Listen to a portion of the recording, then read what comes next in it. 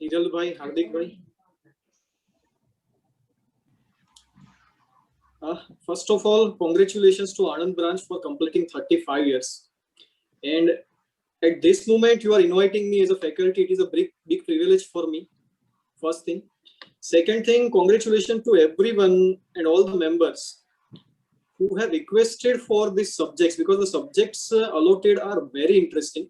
Actually, it is not a subject, it is subjects, I will say. Because very interesting subjects are allotted. Because I delivered many lectures at many places, but the way in which subjects are being drafted, sometimes it's quite possible that they may not be that much useful to members.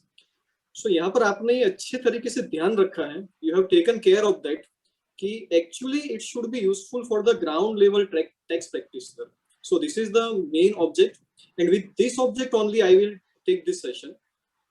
If you have questions, then Ravi bhai, can we do that in between also? We can take questions, or at the end of the session we can take the questions, whatever you suggest. ચાર topic આપણે પાડ્યા છે ને, તો topic wise question હશે તો we will take care. Okay. અને members ને વિનંતી કે if they have any issue then please write on chat box, એટલે આપણે એને લઈ શકીએ. ભૂલી ના જઈએ. Okay, should I share my screen? Yes, definitely.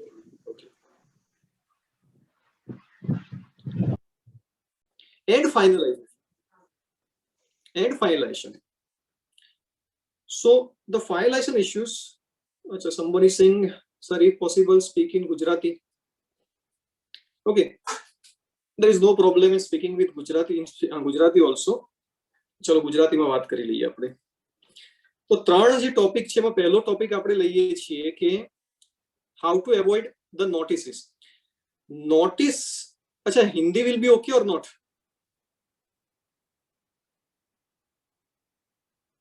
Hindi will be okay? Okay sir, okay. So notices department जो इश्यू करता है उसमें अलग अलग टाइप्स हैं. उसमें जो first thing is about the auto generated notice, the system generated notice we can say. और दूसरी नोटिस जो होती है नॉर्मली, वो होती है सेक्शन 73 की नोटिस, 74 की नोटिस, जो ऑडिट में से आ गया या असेसमेंट में से आ गया, स्क्रूटिनी में से आ गया, ऐसी किसी जगह से कोई इश्यू क्रिएट होता है, and notice comes under section 73 और सेक्शन 74. अच्छा, ऑडिट में से कोई इश्यू क्रिएट हुआ है या तो असेसमेंट के टाइम पे क्रिएट हुआ है, उसको देखने से पहले हम लोग देख लेते हैं कि ऑटो जनरेटेड जो नोटिस है उसको हम लोग कैसे अवॉइड करें. हम सबको ये पता है कि भाई आइडल सिचुएशन में मेरा जो जीएसटीआर 1 का टर्नओवर है वो जीएसटीआर 3B के साथ मैच होना चाहिए, और बुक्स ऑफ अकाउंट्स में जो टर्नओवर है उसके साथ मैच होना चाहिए. यहाँ पर बुक्स ऑफ अकाउंट्स का मतलब मैं नॉर्मली ये भी करूंगा कि जो इनकम टैक्स में मेरा टर्नओवर गया है उसके साथ मैच करना चाहिए. This is the ideal situation. इसको हम लोग आइडल सिचुएशन बोलेंगे. आप में से काफी लोग यहाँ पर बोलेंगे कि आइडल सिचुएशन ज्यादातर केसेस में एग्जिस्ट नहीं करती है. Yes, that is correct. उसके काफी सारे रीजंस हो सकते हैं. रीजंस में भी मैं दो पार्ट्स में डिवाइड करता हूँ रीजंस को. पहला रीजन यहाँ पर ये हो सकता है कि हमारी ही कुछ गलती रह गई, जिसकी वजह से ये तीनों जो टर्नओवर है हमारे वो मैच नहीं कर रहे, हमारी गलती की वजह से. दूसरा रीजन ये हो सकता है कि भाई एक्चुअली ही जो जीएसटी का कॉन्सेप्ट है, जीएसटी में जो टाइम ऑफ सप्लाई है, वो जो प्रोविजंस है, और इनकम टैक्स में जो आईसीडीएस है, या तो फिर बुक्स ऑफ अकाउंट्स के अंदर हम लोग जो अकाउंटिंग स्टैंडर्ड्स फॉलो करते हैं, उनके कॉन्सेप्ट अलग है. तो कॉन्सेप्ट अलग है तो ट्रीटमेंट भी अलग होगी, अलग अलग पीरियड में सेल्स बुक होगा, ऐसा हो सकता है, जिसकी वजह से ये तीनों चीजें मैच ना करें, ऐसी पॉसिबिलिटी है.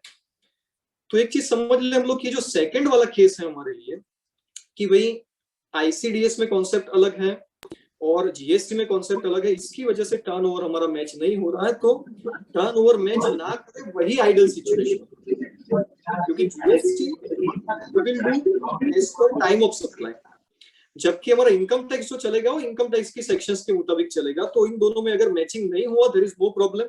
भले ही ऑटो जनरेटेड नोटिस आए, we should be able to answer those notices कि भाई इनकम टैक्स में ये कॉन्सेप्ट है, बुक्स ऑफ अकाउंट में अकाउंटिंग स्टैंडर्ड हमको ये बोलता है, लेकिन आपका जो जीएसटी है वो टाइम ऑफ सप्लाई में ये बोल रहा है हमको, जिसकी वजह से दोनों में डिफरेंस आएगा. तो इसको तो हम लोग अवॉइड कर नहीं सकते, ये तो आएगा ही. और इसके लिए हमारे पास बेस्ट ऑप्शन ये है कि हमारा डॉक्यूमेंटेशन परफेक्ट होना चाहिए. जब मैं अपने सीए फाइनल में पढ़ाई कर रहा था तो एक चीज जो अच्छे तरीके से मैं सीखा था अपनी आर्टिकलशिप में भी और सीए फाइनल के सिलेबस में भी, वो ऐसा सेंटेंस था कि what ever is not documented is not done. GST आने के बाद इस सेंटेंस का इंपोर्टेंस इतना ज्यादा बढ़ गया है। कैसे हम लोग इसको समझें? जो चीज आपको डिफरेंस दे रही है, the reason of the difference, reconciliation basically, वो आपके पास डॉक्यूमेंटेड होनी चाहिए। आइडल सिचुएशन बोलती है कि जीएसटीआर 1, जीएसटीआर 3B और आपके बुक्स ऑफ अकाउंट्स और इनकम टैक्स रिटर्न मैच करना चाहिए। अगर ये सब कुछ मैच है तो जीएसटी की नोटिस, ऑटो जनरेटेड नोटिस आने के चांसेस बहुत ही कम है, रेयर सिचुएशन। लेकिन किसी सिचुएशन की वजह से ये मैच नहीं कर रहे तो आपके पास उसका रीजन होना चाहिए। तो रीजन कैसे होना चाहिए? रिकंसिलिएशन स्टेटमेंट होना चाहिए मेरे पास। अब जो 9C में हम लोग रिकंसिलिएशन स्टेटमेंट बनाते हैं वो तो सिर्फ उन्हीं टैक्स पेयर्स के लिए बनाते हैं जिनका टर्नओवर 5 करोड़ रुपए से ज्यादा है। क्योंकि अगर 5 करोड़ रुपए से ज्यादा किसी का टर्नओवर है तो उस सिचुएशन में आपको 9C फाइल करना पड़ेगा। 9C फाइल करता है तो हम लोग स्टार्ट करते हैं कि बुक्स ऑफ अकाउंट्स में ऑडिटेड फाइनेंशियल स्टेटमेंट में इतना टर्नओवर, एड लेस जो भी चीजें हैं उसको हम लोग मैच करके ले आते हैं कि जीएसटीआर 9 में कितना टर्नओवर है उसके साथ में मैच कर देते हैं। लेकिन आई विल सजेस्ट कि सभी टैक्स पेयर्स के लिए ऐसा छोटा सा एक्सेल में रिकंसिलिएशन स्टेटमेंट हम सबको प्रिपेयर करके रखना चाहिए कि भाई 3B के पूरे साल का टर्नओवर इतना है, जीएसटीआर 1 का टोटल टर्नओवर इतना है और बुक्स के अंदर इतना टर्नओवर है, and this are the reasons of the differences. ये आपको नोट डाउन करके रखना चाहिए। दूसरा जो हम लोग यहाँ पर इसका एंड ले रहे हैं, दूसरा जो इसका एक पहलू है वो ऐसा पहलू है कि भाई हमारी ही किसी गलती की वजह से ये चीजें मैच नहीं कर रही। तो ऑब्वियसली नोटिस को अवॉइड करने के लिए आपको अपनी गलतियां अवॉइड करनी पड़ेगी। गलतियां क्या करते हैं हम लोग? सबसे पहला जो मैं 2016 में जब से मॉडल जीएसटी लॉ आया है तब से हर बार मैं बोलता हूँ, जब भी मुझे किसी ने पूछा है हर बार मैंने बोला है कि जीएसटी में टैक्सेशन का प्रॉब्लम बड़ा प्रॉब्लम नहीं है, हमारी आदतों का प्रॉब्लम बहुत बड़ा प्रॉब्लम है। जैसे कि फाइनलाइजेशन लास्ट में करना, eight the end of the year हम लोग बोलते हैं कि चलो इतने खर्चे हैं, इतने इनकम है, ये सब कुछ एडजस्ट करेंगे eight the end of the year.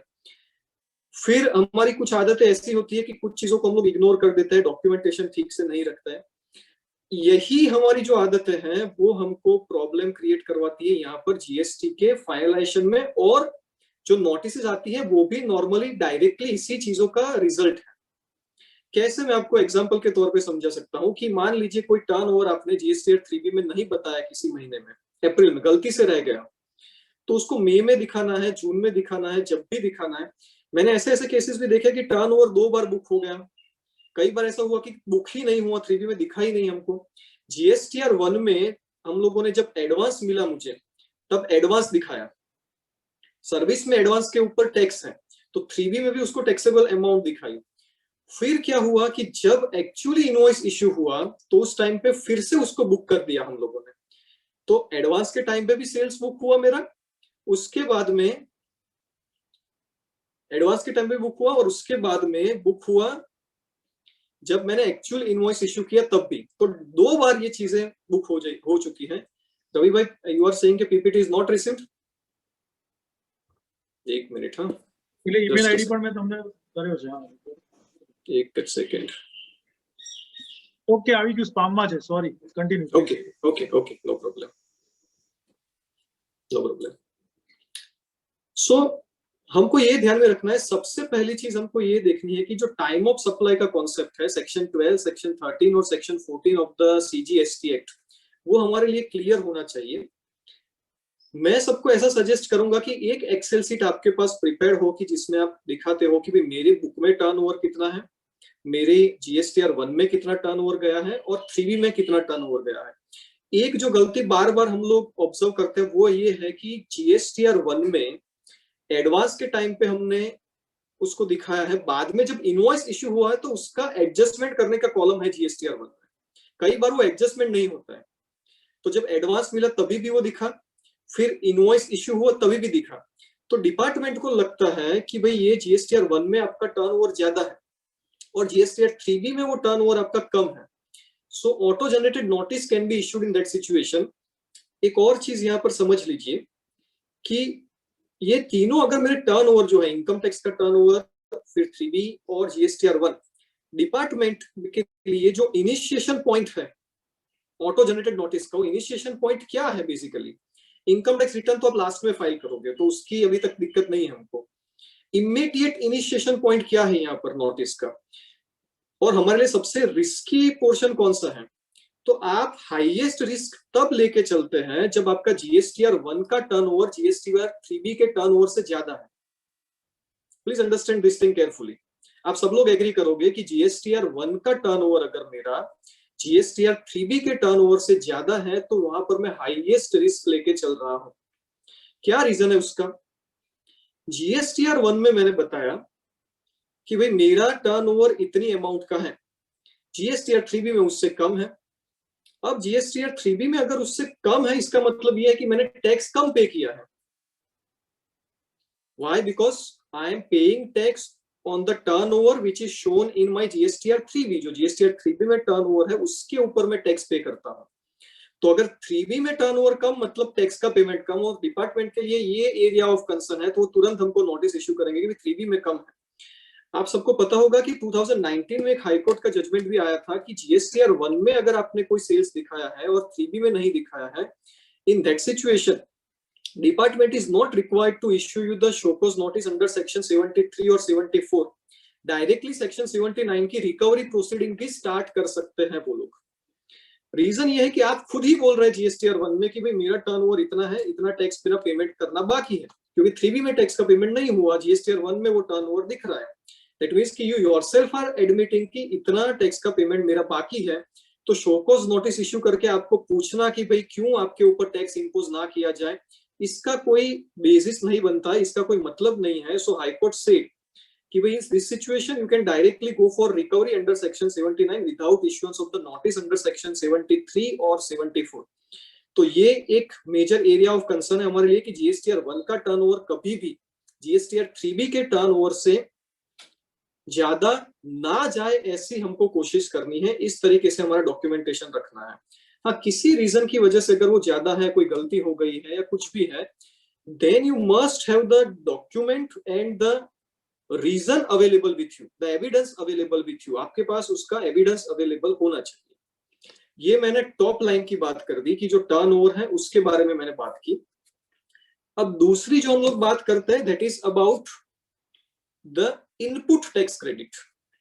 Input tax credit में क्या क्या चीजें हमको ध्यान में रखनी है जिसकी वजह से हम लोग फाइनलाइजेशन प्रॉपरली कर पाए और नोटिस इसको अवॉइड कर पाए। तो ये चीज सी मैंने, जहां तक मेरा ऑब्जर्वेशन है, जहां तक मैंने लोगों को देखा है फाइनलाइजेशन करते हुए, या तो फिर जितने केसेस मैंने हैंडल किए हैं, जितनी ऑफिस का मुझे एक्सपीरियंस है, वहां पर एक एरिया ऐसा है मैंने जो ऑब्जर्व किया है यहाँ पर कि भाई लोग जो आईटीसी के रिलेटेड अकाउंटिंग करते हैं वो इतना परफेक्ट नहीं होता है जितना परफेक्ट आपका टर्नओवर के रिलेटेड अकाउंटिंग होता है। टर्नओवर में आप काफी चीजें ध्यान में रखते हैं कि ये जो मेरा जीएसटीआर 1 का टर्नओवर है that should match with my 3B, या तो फिर बुक्स ऑफ अकाउंट में कितना गया। लेकिन आईटीसी के टाइम पे मैं आपको कुछ रूल्स देता हूं कि आईटीसी का अकाउंटिंग कैसे करना चाहिए जिसकी वजह से आप ऑडिट के टाइम पे प्रॉब्लम में ना आए और सो कॉज नोटिस आए तब आप प्रॉब्लम में ना आए। सबसे पहला रूल जो है वो ऐसा है कि आपके पास इनपुट और आउटपुट के अलग अलग लेजर्स क्रिएट हुए होने चाहिए। आप कोई भी अकाउंटिंग सॉफ्टवेयर यूज कर रहे हैं, whether Tally you are using or any other accounting software you are using, मैंने देखा है लोगों को कि यहाँ पर सिर्फ 3 ही लेजर है, CGST, SGST, IGST के लेजर। अब इनपुट की एंट्री भी वहां पर हो रही है, आउटपुट की एंट्री भी वहां पर हो रही है। मैं आपको एज एन एग्जांपल बताऊं कि 100 रुपए का मैंने परचेज किया, 18 रुपए का जीएसटी है, उसमें 9 रुपीज CGST, 9 रुपीज SGST है। मैंने एंट्री कर दी कि भाई purchase account debit 100 rupees, CGST debit 9 rupees, SGST debit 9 rupees to my trade payables 118 rupees. अब मैंने सेल किया 200 रुपए का सेल, 36 रुपीज का जीएसटी, सो 18 CGST, 18 SGST। मैंने एंट्री ऐसे पास की कि ट्रेड रिसीवेबल या debtors account debit 236, to sales 200 rupees, to CGST 18, to SGST 18। इसकी वजह से गड़बड़ ये होती है कि मेरे पास एक ही लेजर है इनपुट आउटपुट दोनों के लिए। जो मैं परचेस करूंगा वो भी CGST में डेबिट होता है, जो सेल करूंगा वो भी CGST में क्रेडिट होता है। हाँ, वैसे तो अकाउंटिंग में आपको रिजल्ट तो सेम ही मिलने वाला है ये चीज करेंगे तो, लेकिन ऑडिट के टाइम पे, ट्रेल वेरिफिकेशन के टाइम पे you will be in trouble.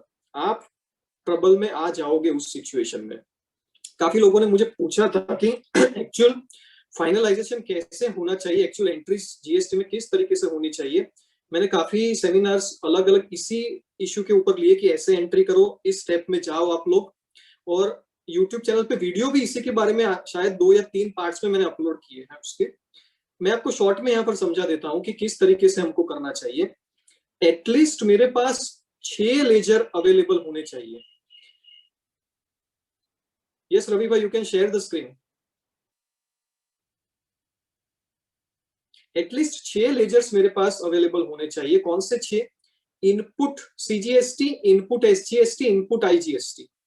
फिर मेरे पास होना चाहिए आउटपुट सीजीएसटी, आउटपुट एसजीएसटी और आउटपुट आईजीएसटी। इन शॉर्ट सारी जो चीज की हम लोग बात कर रहे हैं वहां पर ऐसी चीज है कि भाई मेरे पास इनपुट और आउटपुट के लेजर्स अलग अलग होने चाहिए। मैं जो एंट्री करूंगा वहां पर मेरे लिए एक और चीज की, हर मंथ जब कंप्लीट होता है, अब हम लोग रवि भाई अपने नेक्स्ट स्लाइड ऊपर आइए। Everyone can see the screen. James ભાઈ હું સ્ક્રેચ કરું છું, સ્ક્રીન શેર કરું છું। हाँ करो करो, बिल्कुल बिल्कुल।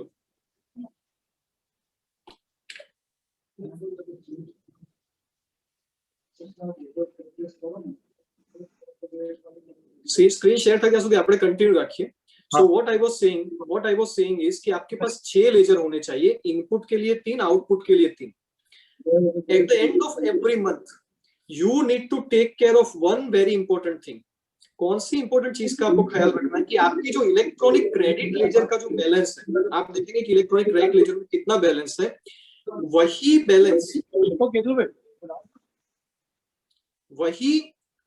बैलेंस आपका बैलेंस शीट में भी आईटीसी का होना चाहिए, सेम बैलेंस। अगर हर महीने ये पॉसिबल नहीं है तो eight the end of the year 31 मार्च को जो मेरा बैलेंस है वही बैलेंस इलेक्ट्रॉनिक क्रेडिट लेजर में भी होना चाहिए। ये हम लोग कैसे कर सकते हैं? यस रवि भाई जी सेकंड नंबर नोतुन एज slide. Yes yes yes yes, बस this one. Okay, so what I was saying कि आप इसको कैसे मैच कर सकते हैं। तो मैं आपको बताता हूं कि आपने पहले एंट्री कर दी इनपुट्स की सारी, आउटपुट जैसे जैसे आता गया आउटपुट की एंट्री कर दी आपने। उसके बाद में आपने जीएसटीआर 3B फाइल किया। अब जब आप जीएसटीआर 3B फाइल करते हैं तो उसमें एक टेबल 6 है जिसमें आप सेट ऑफ दिखाते हैं कि इतनी आईटीसी मेरी कंप्लीट हुई जिसको मैंने यूटिलाइज करके पेमेंट किया है, और इतना पेमेंट मैंने कैश लेजर के थ्रू किया है। तो उस टेबल 6 में जो आपकी फिगर्स है उसके बेस पे आप सेट ऑफ एंट्री एक पास करो कि भाई output CGST debit, output SGST debit, output IGST debit. 2 मेरा इनपुट सीजीएसटी है जो भी सेट ऑफ हुआ, 2 मेरा जो इनपुट एसजीएसटी है सेट ऑफ हुआ, 2 मेरा आईजीएसटी जितना सेट ऑफ हुआ, और जो कैश लेजर से पे करूंगा वो 2 GST payable. Then after one more entry GST payable account debit to cash और बैंक। इतना फाइनलाइजेशन ठीक से करने के बाद आपकी आईटीसी जो है वो मैच होनी चाहिए with the electronic credit ledger. पहला गोल्डन रूल यहाँ पर यह है कि first thing I should be satisfied कि मेरे बुक्स जो है वो ठीक है। मेरे बुक्स के अंदर जो भी आईटीसी में ले रहा हूं वो मैच हो रही है मेरे इलेक्ट्रॉनिक क्रेडिट लेजर के साथ। अगर वो मैच नहीं हो रही then it is an area of concern, वो मेरे लिए एरिया ऑफ कंसर्न हो जाता है यहाँ पर। So that is what you need to take care. इतनी चीज की आपको यहाँ पर ध्यान रखना है। दूसरा मैं आपको सजेस्ट करूंगा, आप में से कुछ लोग एग्री होंगे मेरे साथ, कुछ लोग एग्री नहीं होंगे, हो सकता है इसमें, लेकिन अकाउंटिंग के पॉइंट ऑफ व्यू से, फाइनलाइजेशन के पॉइंट ऑफ व्यू से मेरा ओपिनियन ऐसा बनता है इतना एक्सपीरियंस के बाद कि do not follow rule number 36 sub rule 4। Rule number 36 sub rule 4 जो है, जिसमें पहले 20% आप आईटीसी ले सकते थे, फिर 10% कर दिया गया उसको, और अभी 5% है। जितनी आईटीसी सप्लायर्स के इनवॉइसेस में रिफ्लेक्ट हो रही है उसका मैक्सिमम 5% में ले सकता हूं अभी for the invoices which are not reflected. अब अगर ये मैं करने जाऊंगा 5% वाली चीजें तो इसकी वजह से मेरा अकाउंटिंग बहुत गड़बड़ हो जाता है। तो या तो मैं अपनी बुक्स के मुताबिक जाऊं, मुझे कॉन्फिडेंस है कि भाई ये आईटीसी मुझे मिलने वाली ही है, या तो फिर मैं ऐसा करूं कि जो आईटीसी रिफ्लेक्ट हो रही है उसी की क्रेडिट में लूं 3B में, बाकी की 5% वाली क्रेडिट ना लूं। 5% वाली क्रेडिट लेने में दिक्कत ये हो जाती है कि मेरे जो बुक्स ऑफ अकाउंट्स है और मेरा जो जीएसटी रिटर्न है उसको मैच करना मेरे लिए फिर बाद में बहुत डिफिकल्ट हो जाता है।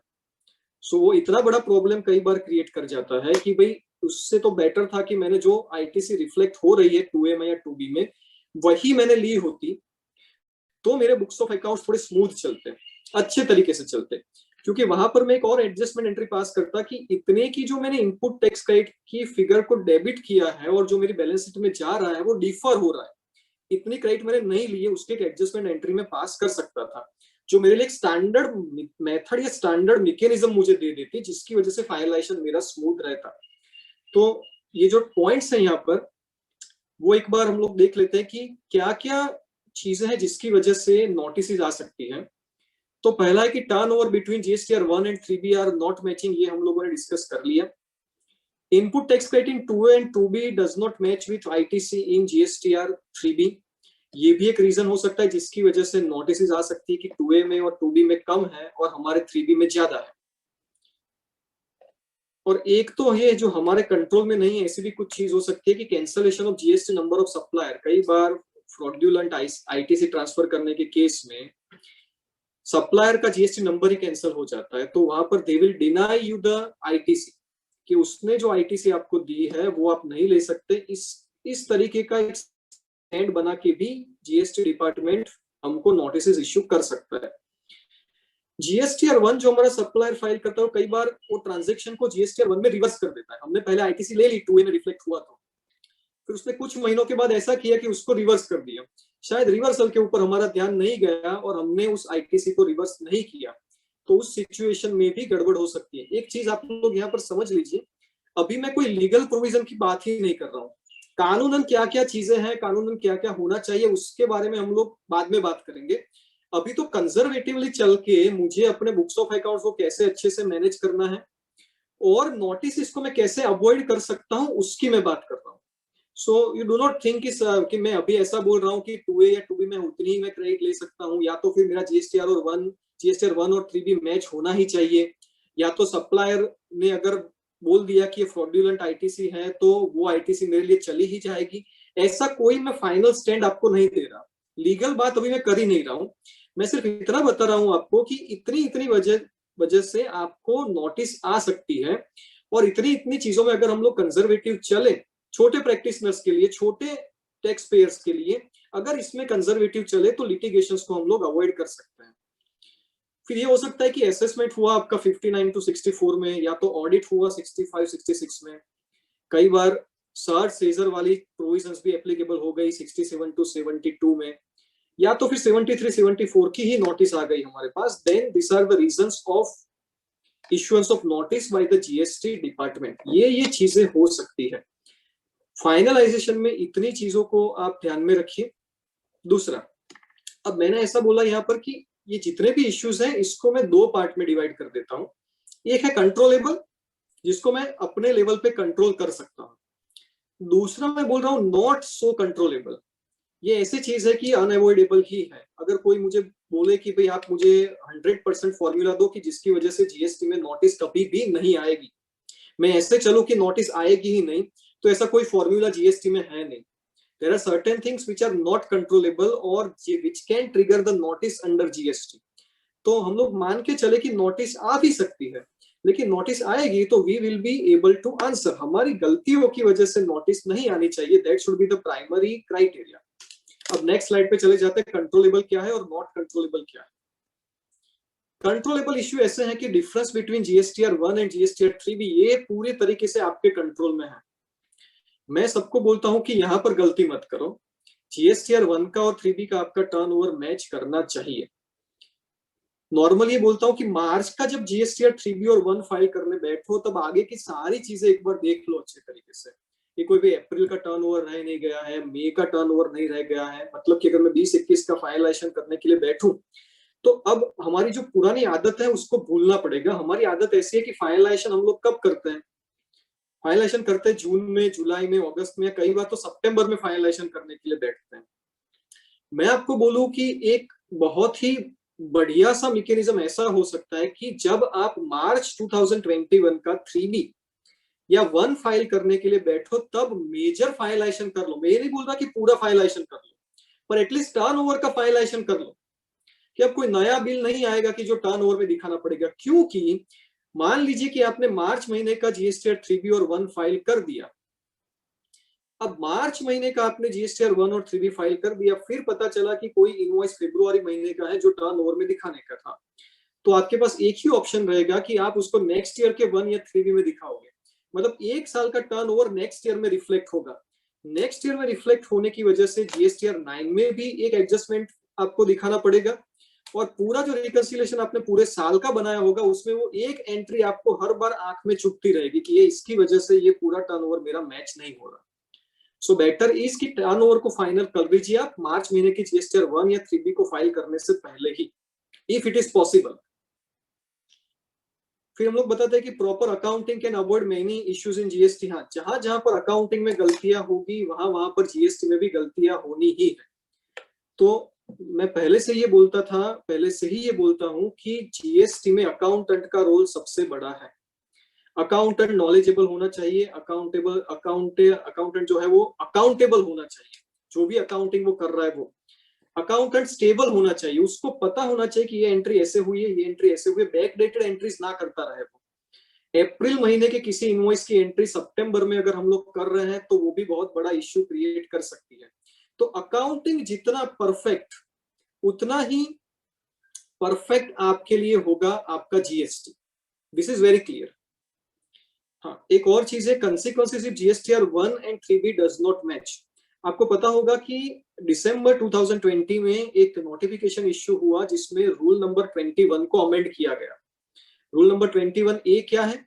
Suspension of the GST number, जिसमें बोला गया कि अगर जीएसटीआर 1 आपने जो फाइल किया है और जीएसटीआर 3B जो आपने फाइल किया है उसमें कोई सिग्निफिकेंट मिसमैचेस है, या तो आपने 3B में जो क्रेडिट ली है और आपके जो सप्लायर ने जीएसटीआर 1 में जो दिखाया है सेल्स उसमें सिग्निफिकेंट मिसमैचेस है, in that situation the proper official can initiate the proceedings for suspension of your GST number। वो वहां पर आपके जीएसटी नंबर को सस्पेंड करने की प्रोसीडिंग्स को इनिशिएट कर सकता है।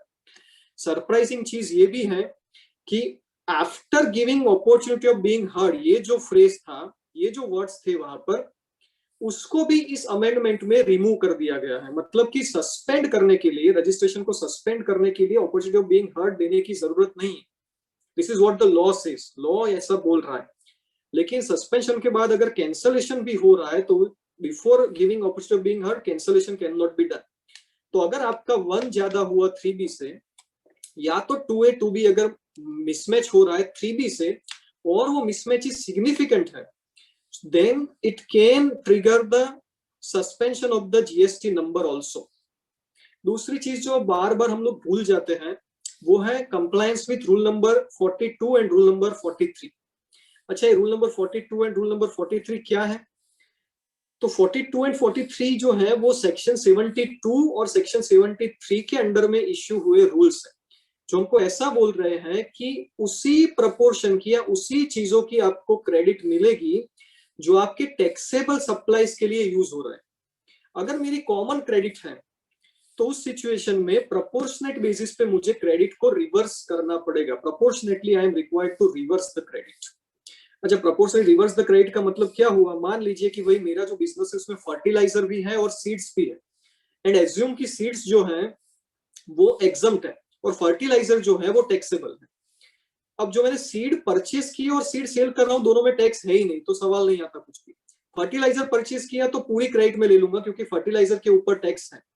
लेकिन उस एक ही ऑफिस से फर्टिलाइजर का भी सेल हो रहा है और सीड्स का भी सेल हो रहा है, उसमें ऑडिटर की फीस आई जिसमें जीएसटी है, टेलीफोन बिल आया जिसमें जीएसटी है, कोई और कंसल्टेंट है जिसमें जीएसटी है। तो ऐसी ऐसी चीजें हो सकती है जिसमें जीएसटी, कॉमन क्रेडिट जिसकी हम लोग बात करें, तो वहां पर आपको क्या करना पड़ेगा? C multiply with E divide by F, common credit multiply with exempt turnover divide by total turnover. इस तरीके से अंडर रूल नंबर 42 आपको क्रेडिट को रिवर्स करना है। और जो कैपिटल गुड्स आपके हैं जो एग्जम्प्ट और टैक्सेबल दोनों के लिए यूज होता है। तो उस सिचुएशन में भी आपको क्या करना है, जो फॉर्मूला दी गई है रूल नंबर 43 में, क्या फॉर्मूला दी गई है कि भाई जो भी आपका टोटल आईटीसी है उसको डिवाइड बाय 60 करो तो हर महीने में कितना आपको आईटीसी लेना है वो पता चलेगा।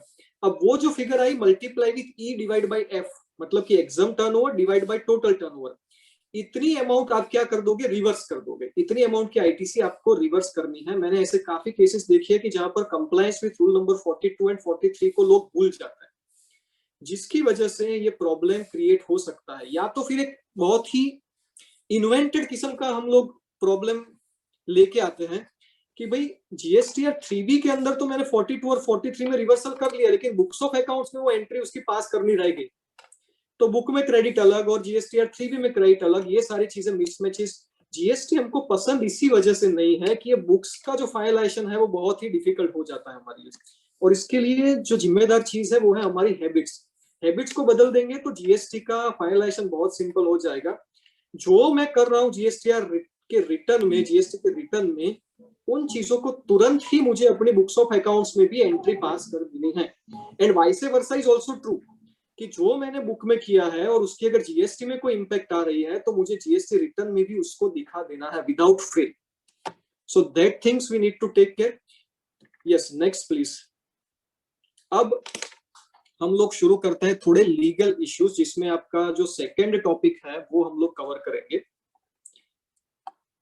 आई थिंक फाइनलाइजेशन वाली जो बातें हैं वो हम लोगों ने कर ली है, तो अभी थोड़ा होल्ड पे रखते हैं इसको।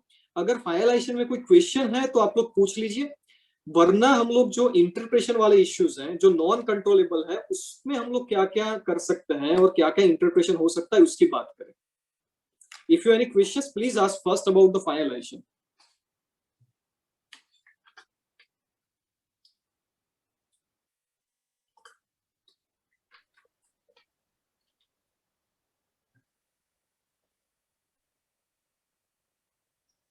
Yes friends, no questions. I assume that there is no question on finalization. So शुरू करते हैं हम लोग ऐसी चीजें कि जिसमें इंटरप्रेशन के इश्यूज हो सकते हैं। एक चीज है सेक्शन 16 सबसेक्शन 2 क्लॉज सी। बार बार लोग ये क्वेश्चन पूछते हैं मुझे कि कोई इनवॉइस मेरे जीएसटीआर 2A में या तो जीएसटीआर 2B में अब रिफ्लेक्ट नहीं हो रहा है, तो क्या मैं उसकी क्रेडिट ले सकता हूं, हाँ या ना? ऐसा क्वेश्चन यहाँ पर पूछा जाता है मुझे काफी बार। तो इसका जो आंसर है वो मेरे ओपिनियन में ऐसा है कि जीएसटीआर 2A या तो 2B जो है वो कोई फाइनल डॉक्यूमेंट नहीं है जिसके बेस पे आपको क्रेडिट लेनी है। समझ लेना इसको आप लोग अच्छे तरीके से। सेक्शन 16 सबसेक्शन 2 में 4 क्लॉजेस दिए गए हैं जो कि कंडीशंस हैं for the purpose of taking ITC. ITC लेने की कंडीशंस हमको दे रहे हैं। उसमें पहली जो कंडीशन है वो ऐसी है कि भाई you must have the invoice available with you. आपके पास इनवॉइस अवेलेबल होना चाहिए, नंबर 1। दूसरा, गुड्स और services must have been received. जो भी गुड्स या सर्विसेज मैंने परचेस किए हैं, जो भी इनपुट मैंने परचेस किया है, जो भी एक्वायर किया है, जो भी मेरे लिए इनपुट या इनपुट सर्विसेज की डेफिनेशन में आता है, that must have been received. Must have been received का मतलब क्या है? अगर गुड्स है तो फिजिकली रिसीव होने चाहिए मेरे प्रीमाइसेस पे या तो एडिशनल प्लेस ऑफ बिजनेस पे, या तो फिर अगर bill to ship to transaction है तो इट विल बी डीम्ड कि भाई मैंने उसको रिसीव कर लिया है। तो सर्विसेज और गुड्स दोनों रिसीव होने चाहिए, दूसरा ये कंडीशन है। तीसरा और important condition, tax must have been paid to government either through cash or by utilisation of input tax credit. यही सबसे दिक्कत वाली कंडीशन है। और चौथी जो कंडीशन है दैट इज कि you must have filed the return. You must have filed the return का मतलब क्या है? सप्लायर की बात नहीं है कि सप्लायर ने रिटर्न फाइल किया तो ही मुझे क्रेडिट मिलेगी, नहीं, ऐसी बात नहीं। यू मतलब he must have filed the return का मतलब क्या है? Recipient must have filed the return. Recipient को रिटर्न फाइल करना है। तो ये 4 कंडीशन अगर आप फुलफिल करते हैं तो इन दैट सिचुएशन आप क्रेडिट के लिए एलिजिबल हैं। अब इसमें जो तीसरी कंडीशन है कि tax must have been paid to government, यहां पर दिक्कत ये आती है कि मेरे सप्लायर ने टैक्स पे किया या नहीं टैक्स पे किया, वो मैं कैसे देख सकता हूँ? मुझे कैसे पता चलेगा कि मेरे सप्लायर ने टैक्स पे कर दिया है या नहीं कर दिया? उसके किसी एक्शन की वजह से मुझे पनिशमेंट दी जाए, इट इज नॉट जस्टिफाइड, ऐसी आर्ग्यूमेंट हम लोग कर सकते हैं। यहाँ पर समझ लीजिए आप लोग कि जो 16(2)(c है, जो कंडीशन दे रहा है हमको कि भाई tax must have been paid to government, इसमें दो पहलू है इस चीज के। एक तो गवर्नमेंट के पॉइंट ऑफ व्यू से हम लोग देखते हैं और टैक्स पेयर के पॉइंट ऑफ व्यू से भी हम लोग देखते हैं इसको। गवर्नमेंट आपको ऐसा बोल रही है कि भाई आप और आपका सप्लायर ये दो पार्टी नहीं है, गवर्नमेंट भी एक पार्टी इन्वॉल्व है इसमें पूरे ट्रांजेक्शन में। अगर आपके सप्लायर ने मुझे टैक्स ही नहीं पे किया और आप मुझसे मेरे पास आके मांग रहे हैं कि इसकी क्रेडिट मुझे दे दो, ये पैसा मुझे सेट ऑफ करके दो, तो मैं कैसे दे सकता हूं अगर मेरे पास ये पैसा आया ही नहीं है? तो this is what the argument of government is. Government की आर्ग्यूमेंट ऐसी है। इसके सामने टैक्स पेयर की आर्ग्यूमेंट ऐसी हो सकती है कि government can not be considered as a party to a contract. Government तो ये लॉ जो है उसका एग्जीक्यूट करने की काम करता है और गवर्नमेंट को हम लोग ऐसे एक पार्टी है और उसके पास पैसा नहीं आया इसलिए वो नहीं दे सकते, ऐसी आर्ग्यूमेंट गवर्नमेंट के लिए वैलिड नहीं गिनी जा सकती। There is a doctrine of impossibility, जो कॉन्ट्रैक्ट में भी है और लॉ में भी हम लोग बात कर सकते हैं कि ऐसी कोई कंडीशन आप मेरे ऊपर इंपोज नहीं कर सकते जो फुलफिल करना मेरे लिए इम्पॉसिबल हो। अगर कंडीशन फुलफिल करना ही मेरे लिए इम्पॉसिबल है तो वो कंडीशन में फुलफिल ना करूं तो मुझे कोई पनिशमेंट नहीं मिल सकती। This is what the clear interpretation of law is. तो एक केस है जो दिल्ली हाईकोर्ट में भी चल रहा है, भारती टेलीमीडिया का केस है, दिल्ली हाईकोर्ट में भी चल रहा है, जिसमें दिल्ली हाईकोर्ट ने गवर्नमेंट को नोटिस इश्यू की है। अभी तक उसका फाइनल कंक्लूजन नहीं आया है, लेकिन भारतीय टेलीमीडिया वाले केस में दिस सेक्शन 16(2)(c, ये जो सी क्लॉज है कि tax must have been paid to government, इसकी कॉन्स्टिट्यूशनल वैलिडिटी को चैलेंज किया गया है।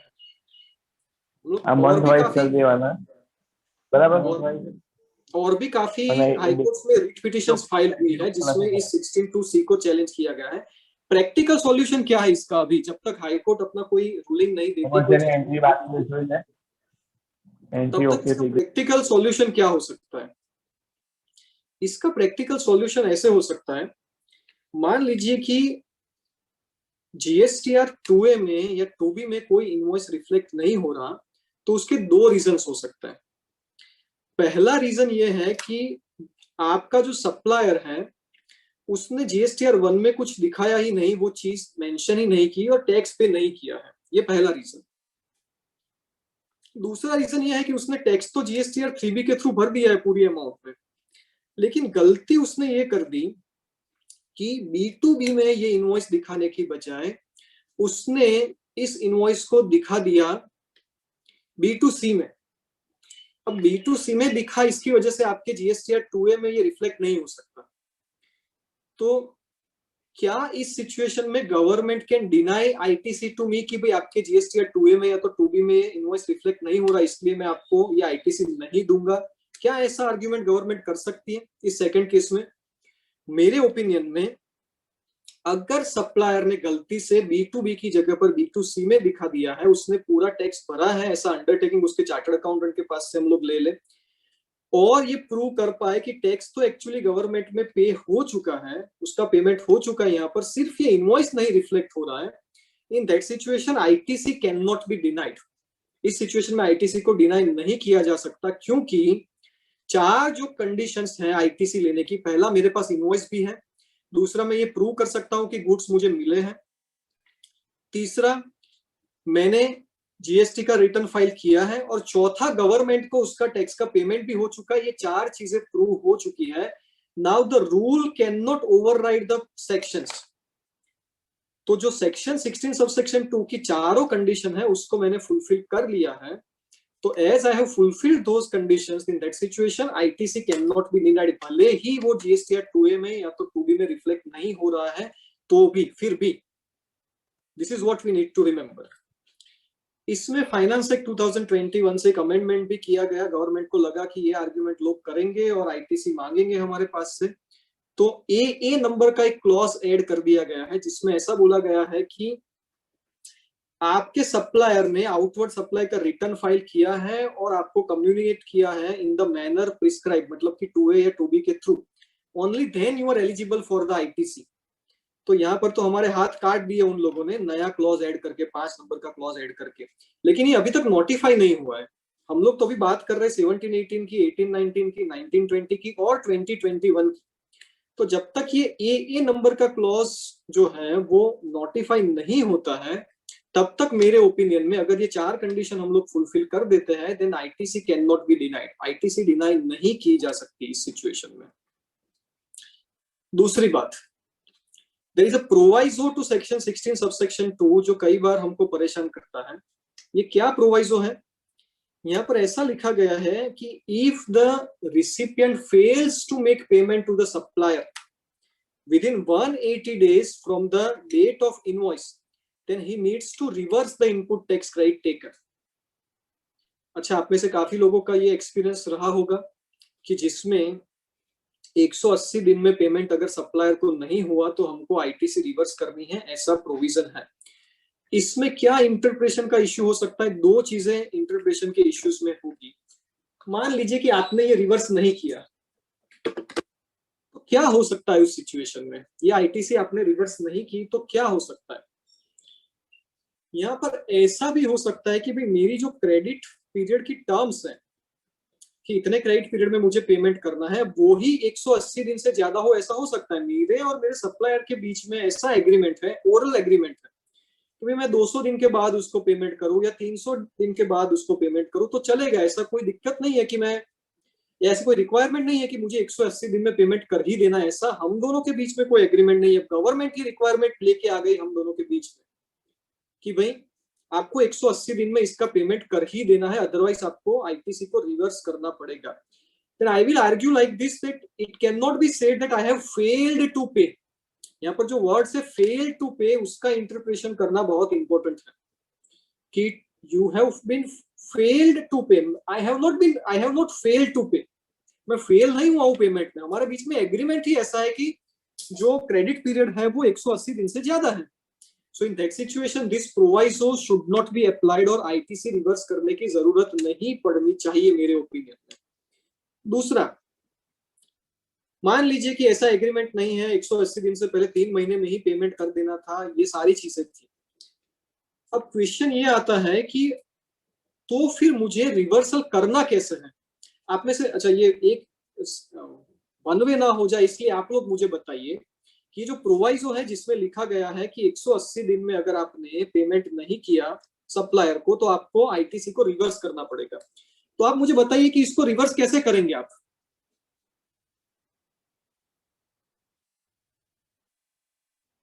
एनीवन? क्या ऑप्शन है आपके पास इसको रिवर्स करने का?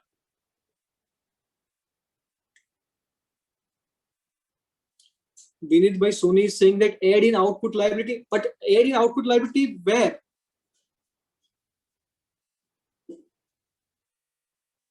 आप अनम्यूट करके बोल सकते हैं रवि भाई। is that an option that the participants can unmute themselves and they can speak? Yes. Okay. Sir, we can add in output liability in GSTR 3B. You can do it in GSTR 3B? Yes. Okay. ठीक है। अब आप लोग ना ऐसा करना कि इसको, ये जो प्रोवाइजो है उसको पढ़ना आप। उस प्रोवाइजो में क्या लिखा है? किसी ने बोला कि GSTR 3। ओके, GSTR 3 तो है ही नहीं, GSTR 3 का मेंशन भी वहां पर नहीं किया गया है। उस प्रोवाइजो में क्या लिखा है? उस प्रोवाइजो में ऐसा लिखा है कि if the recipient fails to make payment within 180 days then it will be added in the output liability of the period. जो एक्सपायरी हो रही है 180 डेज की, उस पीरियड के आउटपुट लायबिलिटी में it will be added in the manner to be prescribed. कैसे add करना है उसको? In the manner to be prescribed. और ये जो मैनर प्रिस्क्राइब की गई है वो कौन सी मैनर है?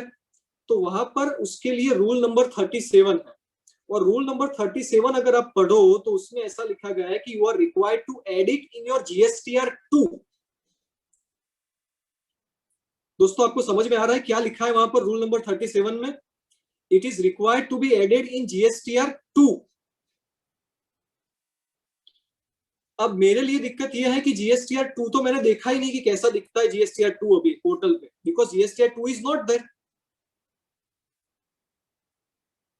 Am I making sense or not? GSTR 2 is not there. That means I cannot comply with rule number 37. If I cannot comply with the rule number 37, do I need to follow this proviso to rule number 16 subsection 2? जो उन लोगों ने method बोली है reverse करने की, वो method में अप्लाई कर ही नहीं सकता हूं. क्यों नहीं कर सकता? क्योंकि GSTR 2 ही नहीं है मेरे पास. तो GSTR 2 ही नहीं है मतलब रिवर्सल का कोई क्वेश्चन ही यहाँ पर नहीं उठता. रिवर्सल का क्वेश्चन नहीं उठता, इसकी वजह से इंटरेस्ट का क्वेश्चन भी नहीं उठता है. इंटरेस्ट तभी लग सकता है जब मैं रिवर्स करूं, या तो रिवर्सल की मेरी लायबिलिटी है. यहाँ पर मैं रिवर्स ही नहीं कर सकता because the manner prescribed is not operational.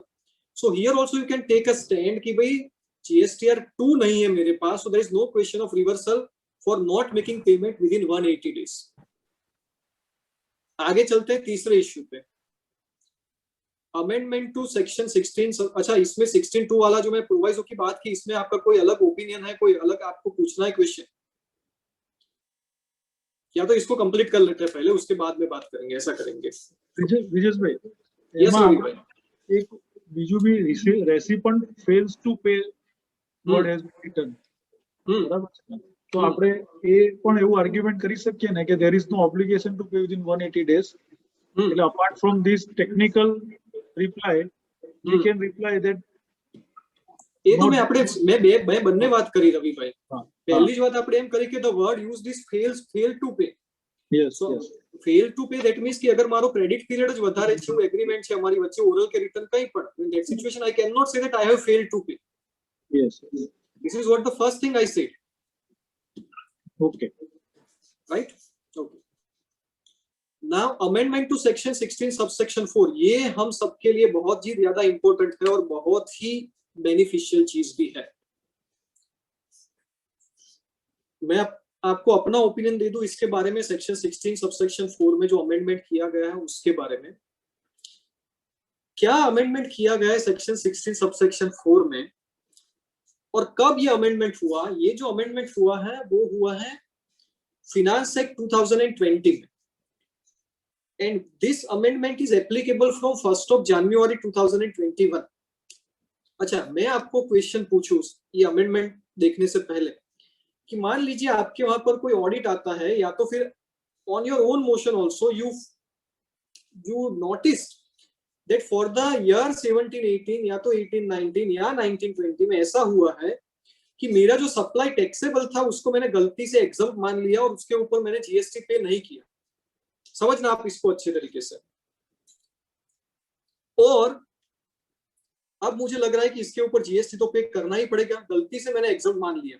या तो ऐसी गलती कर दी मैंने कि भाई रेट ऑफ GST जो था वो एक्चुअली था 18%, मैंने क्लासिफिकेशन में गलती कर दी और 5% का ही GST का रेट है ऐसा मान लिया, ऐसा मान के चला मैं. सो इन दैट सिचुएशन अब मुझे डिफरेंशियल अमाउंट का पेमेंट करना पड़ेगा GST डिपार्टमेंट को. तो क्या ये अमाउंट मैं अपने रिसिपिएंट के पास से कलेक्ट कर सकता हूं? इज देयर अ वे? आप मुझे बताइए हाँ कि ना, मैं इसको अभी अपने रिसिपिएंट के पास से कलेक्ट कर सकता हूं कि नहीं कर सकता?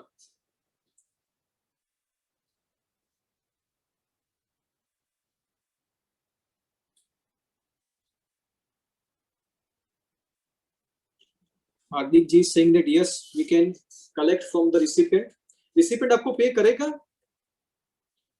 somebody saying no we cannot collect. अच्छा, एक चीज मुझे बताइए कि रिसिपिएंट आपको पे करेगा ये amount? if he is able to claim the credit he may. Whether he will be able to claim credit for the things he has purchased in the year 17-18 in the year 2021-22, 17-18 में जो चीज उसने purchase की है उसकी credit क्या वो अभी ले सकता है 21-22 में?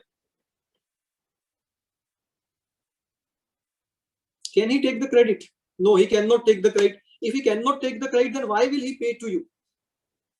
अगर वो क्रेडिट ही नहीं ले सकता, आपने बोला कि भाई yes after amendment Ravi sir is saying that yes after amendment he can take the credit.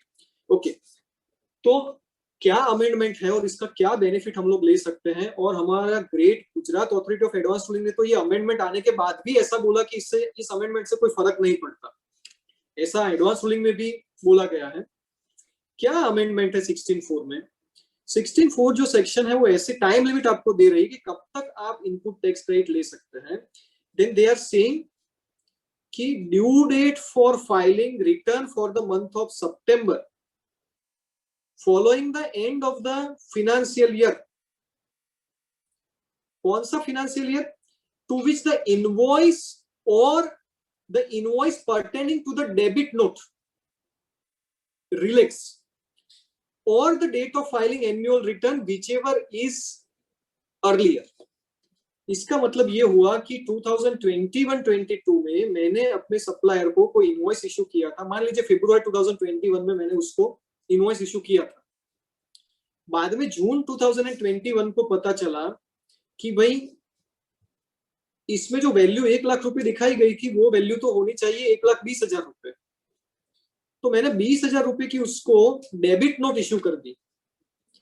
तो ये जो प्रोविजन है बिफोर अमेंडमेंट वो हमको ऐसा बोल रही थी कि original invoice pertaining to the debit note वो जब है वो डेट देखनी है। तो इनवॉइस कब का था? फरवरी 2021 का। तो इसमें सितंबर 2021 तक ही मैं इसकी क्रेडिट ले सकता हूँ, भले ही डेबिट नोट मेरी इश्यू हुई है जून 2021 में। अच्छा, मान लीजिए कि डेबिट नोट जो मेरी इश्यू हुई है वो हुई है नवंबर 2021 में, तो वहां पर तो डेबिट नोट इश्यू करने के बाद मैं क्रेडिट ही नहीं ले सकता, क्योंकि जो सितंबर महीना है फिनेंशियल ईयर 2020-21 का वो तो कंप्लीट हो चुका है, जो मेरा टाइम पीरियड वो एक्सपायर हो चुका है। I can not take the credit on the basis of this debit note.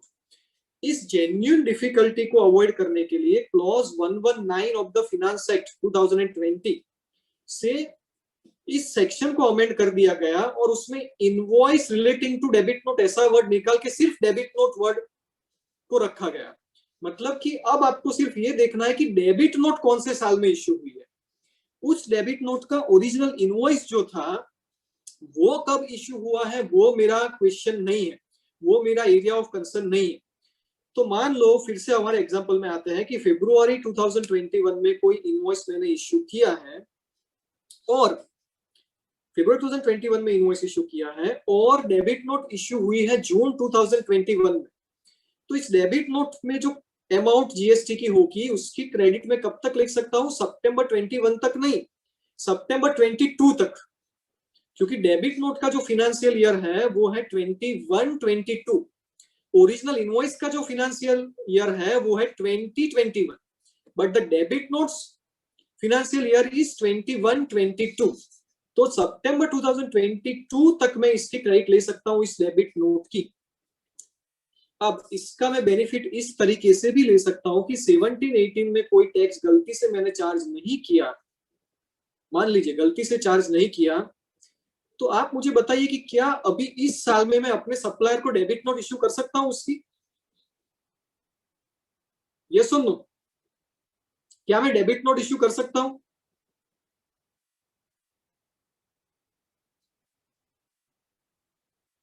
चलिए, yes I can issue the debit note. अच्छा, ऐसी डेबिट नोट हो सकते हैं कि जिसमें टैक्सेबल वैल्यू कुछ नहीं है, सिर्फ टैक्स है। टैक्सेबल वैल्यू तो ओरिजिनल 1 लाख रुपीस थी, उसको तो मैं चेंज नहीं कर रहा हूं, उसको नहीं बढ़ा रहा हूं, सिर्फ टैक्स की अमाउंट जो है उसको बढ़ा रहा हूं। ऐसी डेबिट नोट हो सकती है या ऐसी डेबिट नोट नहीं हो सकती? आपको टैक्सेबल वैल्यू को कंपलसरी बढ़ाना ही पड़ेगा डेबिट नोट। तो आप देखो सेक्शन 34, आप लोग देखो सेक्शन 34 जो है उसमें 34(1) और 34(2) जिसमें लिखा गया है कि चेंज किस चीज में हो सकता है, इंक्रीज किस चीज में हो सकता है? टैक्सेबल वैल्यू में या तो टैक्स चार्ज, दोनों में से कोई भी चीज अगर आपको बढ़ानी है then you can issue the debit note. दूसरी चीज, सेक्शन 34 सबसेक्शन 2 जो है उसमें जो फिगर, उसमें जो टाइम लिमिट दी गई है वो सिर्फ एप्लीकेबल होती है क्रेडिट नोट को।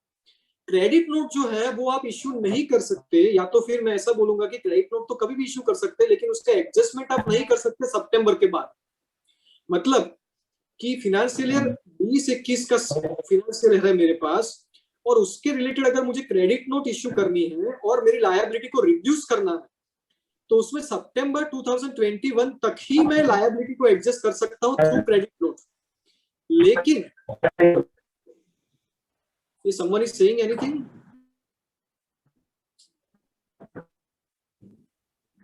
Okay. लेकिन डेबिट नोट के लिए ऐसा कोई प्रोविजन नहीं है। डेबिट नोट आप 10 साल के बाद भी इश्यू कर सकते हैं टैक्स के साथ।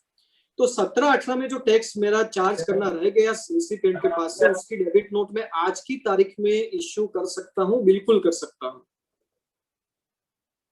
अगर मैंने एग्जम्प्ट मान लिया था सप्लाई को और वो टैक्सेबल था, तो उसकी डेबिट नोट भी मैं आज की तारीख में इश्यू कर सकता हूं। और सप्लायर ने अगर ये डेबिट नोट इश्यू की, तो in that situation, because of the amendment to section 16 subsection 4, the recipient will be eligible for taking the ITC. अच्छा, एक और क्वेश्चन इसके अंदर है, आप मुझे बताना इसका आंसर, कि डिपार्टमेंट का कोई ऑडिट आया आपके वहां पर, ऐसी कोई चीज हुई और उन्होंने सेक्शन 74 की नोटिस आपको इश्यू की और आपने टैक्स का पेमेंट किया अंडर सेक्शन 74, तो क्या मैं डेबिट नोट इश्यू करके अपने रिसिपिएंट के पास से टैक्स कलेक्ट कर सकता हूं और रिसिपिएंट क्या इसकी क्रेडिट ले सकता है? चल,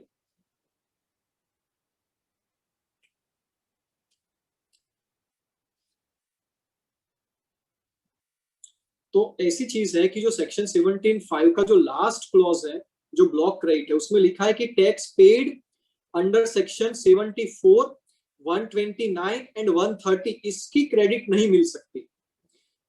लेकिन अगर सेक्शन 73 में मैंने टैक्स पे किया है, तो मैं डेबिट नोट इश्यू करके क्रेडिट को पास ऑन कर सकता हूं रिसिपिएंट को।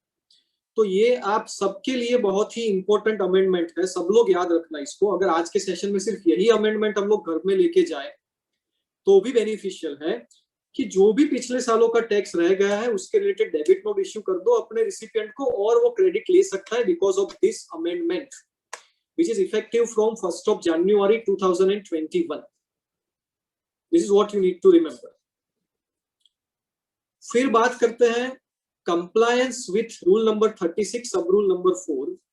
अच्छा, मेरा तो ओपिनियन इसमें ऐसा बनता है कि जो rule number 36 sub rule number 4 है, ये खुद ही अल्ट्रा वायरस है, क्योंकि सेक्शन 16 सबसेक्शन 4 में, सॉरी सेक्शन 16 सबसेक्शन 2 में जो 4 कंडीशन दी गई है, कौन सी 4 कंडीशंस है? इनवॉइस है मेरे पास, गुड्स मुझे मिले हैं, फिर टैक्स गवर्नमेंट में पे हो चुका है, और चौथा मैंने रिटर्न फाइल किया है, तो I am eligible for the credit. यहाँ पर जो additional condition which has been imposed through rule number 36 sub rule number 4, this powers are not there with government, ये बिल्कुल ही इसको चैलेंज किया जा सकता है, चैलेंज किया गया है, लेकिन रिजल्ट अभी तक कुछ नहीं मिला हमको। So rule number 36 sub rule number 4 is obviously and definitely ultra vires. फिर हम लोगों ने बात की सेक्शन 16(2) में एक नया क्लॉज ए नंबर का ऐड हुआ है। ये ए नंबर का क्लॉज क्यों ऐड किया गया? क्योंकि अब मैं ऐसी आर्ग्यूमेंट करता हूं कि गवर्नमेंट को टैक्स तो पे हो चुका है, भले ही मेरे पोर्टल पे 2A में या 2B में रिफ्लेक्ट नहीं हो रहा है, तो मुझे क्रेडिट मिलनी चाहिए। Rule can not override the section. Delegated legislation के थ्रू ये चीजें इंपोज नहीं की जा सकती। ऐसी मेरी आर्ग्यूमेंट को नलीफाई करने के लिए ये क्लॉज ऐड किया गया है, जिसमें ऐसा बोला गया है कि भाई आपका सप्लायर आउटवर्ड सप्लाई का रिटर्न फाइल करेगा और आपको कम्युनिकेट करेगा उसकी डिटेल, मतलब 2A में या 2B में, तो ही आप क्रेडिट के लिए एलिजिबल है। ऐसी प्रोविजन सेक्शन में ही डाल दी गई है, जिसकी वजह से delegated legislation can not override the main legislation वाली आर्ग्यूमेंट आप ना कर पाओ। लेकिन ये क्लॉज जो है वो अभी तक नोटिफाई नहीं किया गया है, इसको अभी तक नोटिफाई नहीं किया गया, इसकी वजह से हम लोग बोल सकते हैं कि अभी भी वो 4 कंडीशन ही एप्लीकेबल हो रही है। फिर will there be a time limit under section 16 subsection 4 for RCM? RCM के लिए क्या 16(4) की टाइम लिमिट एप्लीकेबल होगी? ये भी एक बहुत बड़ा क्वेश्चन है, क्योंकि अच्छा, ये this is only food for thought, इसको अपना एक थॉट के तरीके से लेना। आप इसको मान लीजिए कि 2018-19 में कोई चीज मुझे पे करनी थी अंडर रिवर्स चार्ज, सामने वाला पर्सन अनरजिस्टर्ड है, उसने कोई ऐसी सर्विस मुझे दी कि जिसके ऊपर रिवर्स चार्ज एप्लीकेबल होता है और मैंने गलती से वो रिवर्स चार्ज पे नहीं किया। अब डिपार्टमेंट आ रहा है 21-22 के साल में मेरे पास कि भाई 18-19 का आपका आरसीएम पे करना बाकी है, तो आरसीएम पे तो मुझे करना ही पड़ेगा नेचुरली। लेकिन क्या मैं इसकी क्रेडिट ले सकता हूं? क्योंकि 18-19 की क्रेडिट लेने का जो टाइम पीरियड था वो था सितंबर 19 तक, नॉर्मल पीरियड था जो वो था सितंबर 9। अभी 21-22 में क्या मैं वो आरसीएम पे करके उसकी क्रेडिट ले सकता हूं?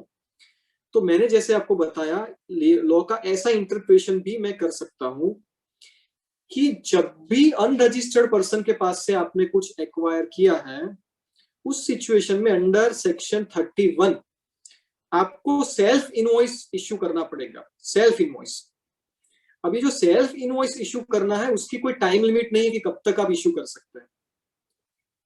Now section 16 subsection 4 is saying till the month of September of the financial year or the succeeding or following the financial year to which this invoice relates। तो अगर इनवॉइस ही मैं अभी सेल्फ जनरेट कर दूं तो इस सिचुएशन में क्या मैं क्रेडिट सेक्शन 16 सबसेक्शन 4 में नहीं ले सकता? डिबेटेबल हो सकता है, लिटिगेटिव हो सकता है, लेकिन लॉ की जो अभी की लैंग्वेज है उसके बेसिस पे मेरा ऐसा ओपिनियन है कि ये चीज की जा सकती है, क्योंकि इनवॉइस इश्यू करने की, आरसीएम में सेल्फ इनवॉइस इश्यू करने की कोई टाइम लिमिट मेंशन नहीं की गई है। तो 18-19 का सेल्फ इनवॉइस में आज भी इश्यू कर सकता हूं, और अगर आज मैंने इनवॉइस इश्यू किया तो उस सिचुएशन में 16(4) की टाइम लिमिट आज से शुरू होगी। So in that situation I may be eligible for taking the input tax credit on the RCM. फिर आप में से काफी लोगों का क्वेश्चन आता है कि what should I consider, 2A consider करें या 2B कंसीडर करें? सरप्राइजिंगली तो चीजें ऐसी है कि कुछ लोगों ने बोला कि भी दोनों कंसीडर करो, 2A भी देख लो 2B भी देख लो। मुझे लगता है कि अगर कोई 2C होता या 2D होता तो लोग बोलते कि 2C भी देख लो 2D भी देख लो, सब देख लो, बस बिजनेस मत करो, ये सारी चीजें देखते रहो, उसके ऊपर से आईटीसी लेनी है या नहीं लेनी है वो डिसाइड करते रहो। ऐसा नहीं हो सकता है नेचुरली, या तो मेरे लिए 2A फाइनल होना चाहिए या तो फिर मेरे लिए 2B फाइनल होना चाहिए। मैं सिर्फ आपको अपना ओपिनियन दे सकता हूँ कि क्या फाइनल हो सकता है मेरे लिए 2A या 2B। पहली चीज तो मैंने यही बोली कि 2A या 2B में अगर कोई चीज रिफ्लेक्ट नहीं होती तो भी I can be eligible for ITC. लेकिन मान लेते हैं कि 2A और 2B में से ही मुझे आईटीसी की एलिजिबिलिटी डिसाइड करनी है, तो क्या मैं 2A देखूं या 2B देखूं? तो जो रूल नंबर 60 को अमेंड किया गया है उसमें 60 सब रूल नंबर 6 जो है उसको पढ़े तो क्लियरली हमको पता चलता है कि 2B के बारे में जब ये रूल बात करता है तब आईटीसी की बात करता है, और 2A के बारे में जब बात करता है तो डिटेल्स टू बी फर्निश इस तरीके से बात करता है अंडर रूल नंबर 60 सब रूल नंबर 1। तो आईटीसी लेने की जो बात है वो मेरे ओपिनियन में it should be govern through GSTR 2B and not through GSTR 2A।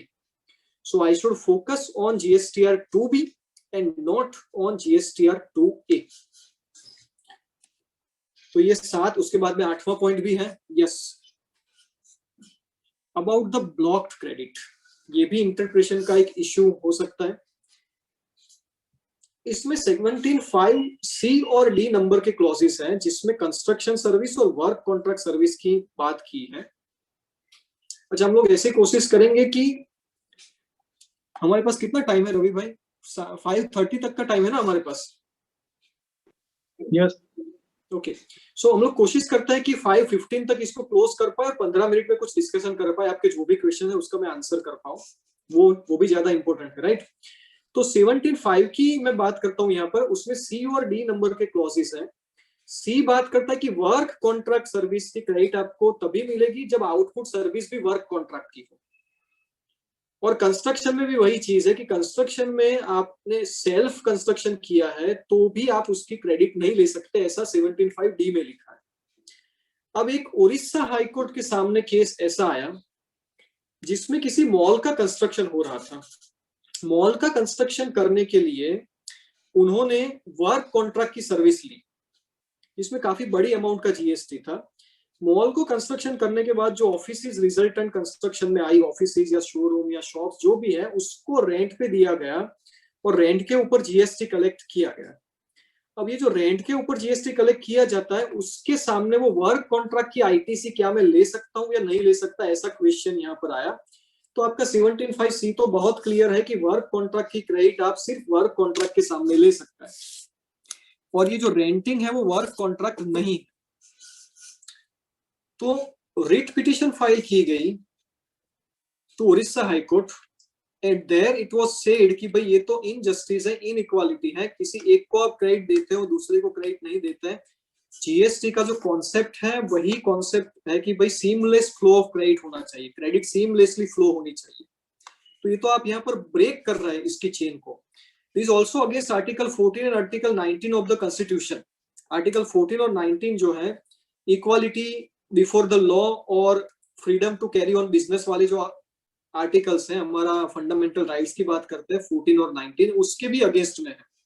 तो प्रेयर इस केस में सफारी रिट्रीट प्राइवेट लिमिटेड वाला जो केस था उसमें प्रेयर ऐसी की गई कि 17(5)(c) को अल्ट्रा वायरस घोषित किया जाए और उसको स्ट्राइक डाउन किया जाए, या तो अल्टरनेटिवली हमें इसकी क्रेडिट लेने दी जाए। अब हाईकोर्ट ने इंटरेस्टिंगली ऐसी बात की कि बात सही है कि भाई जीएसटी आया तो सीमलेस फ्लो क्रेडिट के लिए ही था, और इस तरीके से क्रेडिट ना लेने देना रेंटिंग के सामने कंस्ट्रक्शन की ये इनजस्टिस कॉज करेगा। तो 17(5)(c) का ब्रॉडर इंटरप्रिटेशन होना चाहिए और क्रेडिट अलाउड होगी, ऐसा डिसीजन दिया उड़ीसा हाईकोर्ट ने। लेकिन they did not strike down 17(5)(c). उन्होंने बोला कि 17(5)(c) को हम लोग स्ट्राइक डाउन नहीं करते हैं, हम सिर्फ इसका ब्रॉडर इंटरप्रिटेशन करेंगे और आपको आईटीसी देंगे। With due respect to the Orissa high court, I definitely do not agree with the judgment. इसके सामने पिटीशन सुप्रीम कोर्ट में भी डिपार्टमेंट ने फाइल की है। नेचुरली अगर ऐसा होता कि 17(5)(c) को ही स्ट्राइक डाउन किया गया होता तो बात ठीक थी, लेकिन जब 17(5)(c) इतना क्लियर है कि वर्क कॉन्ट्रैक्ट की क्रेडिट आप वर्क कॉन्ट्रैक्ट के सामने ही ले सकते हैं, so well in that situation, इस सिचुएशन में आप इसमें कहां पर ब्रॉडर इंटरप्रिटेशन करेंगे, और जो चीज लॉ में लिखी नहीं है वो कोर्ट उसमें ऐड नहीं कर सकती, वो सिर्फ स्ट्राइक डाउन कर सकती है उस सेक्शन को। तो naturally I will not suggest you to go by the Safari Retreat case.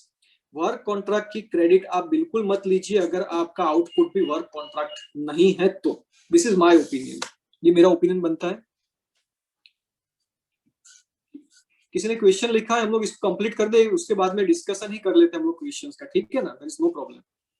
17(5)(h) goods stolen destroyed etcetera. अभी यहाँ पर दो तीन चीजें हैं आपको समझनी पड़ेगी कि goods stolen destroyed etcetera etcetera by way of gift और फ्री सैंपल, तो आपको आईटीसी रिवर्स करनी पड़ती है। तो कौन से स्टेज पे ये चीज हुई है वो भी देखना इंपॉर्टेंट है। इनपुट अगर आपका डिस्ट्रॉय होता है तो ही आईटीसी रिवर्सल का क्वेश्चन है, आउटपुट के लिए एप्लीकेबल नहीं है। This is what we need to consider carefully. Circular जो उन्होंने इश्यू किया है उसमें लिखा कि भाई बाय वन गेट वन में तो ये कोई फ्री नहीं माना जाएगा, उसमें पूरी अमाउंट की क्रेडिट आपको मिलेगी, तो ये भी हमारे लिए बेनिफिशियल चीज है, उसको भी हम लोग याद रखें। देन जो बहुत ही लंबा चलने वाली एक मैटर थी सेक्शन 50 का इंटरेस्ट, हम लोग कब से इसका वेट कर रहे थे कि भाई ये नेट लायबिलिटी के ऊपर पे करे या तो ग्रॉस लायबिलिटी के ऊपर पे करे।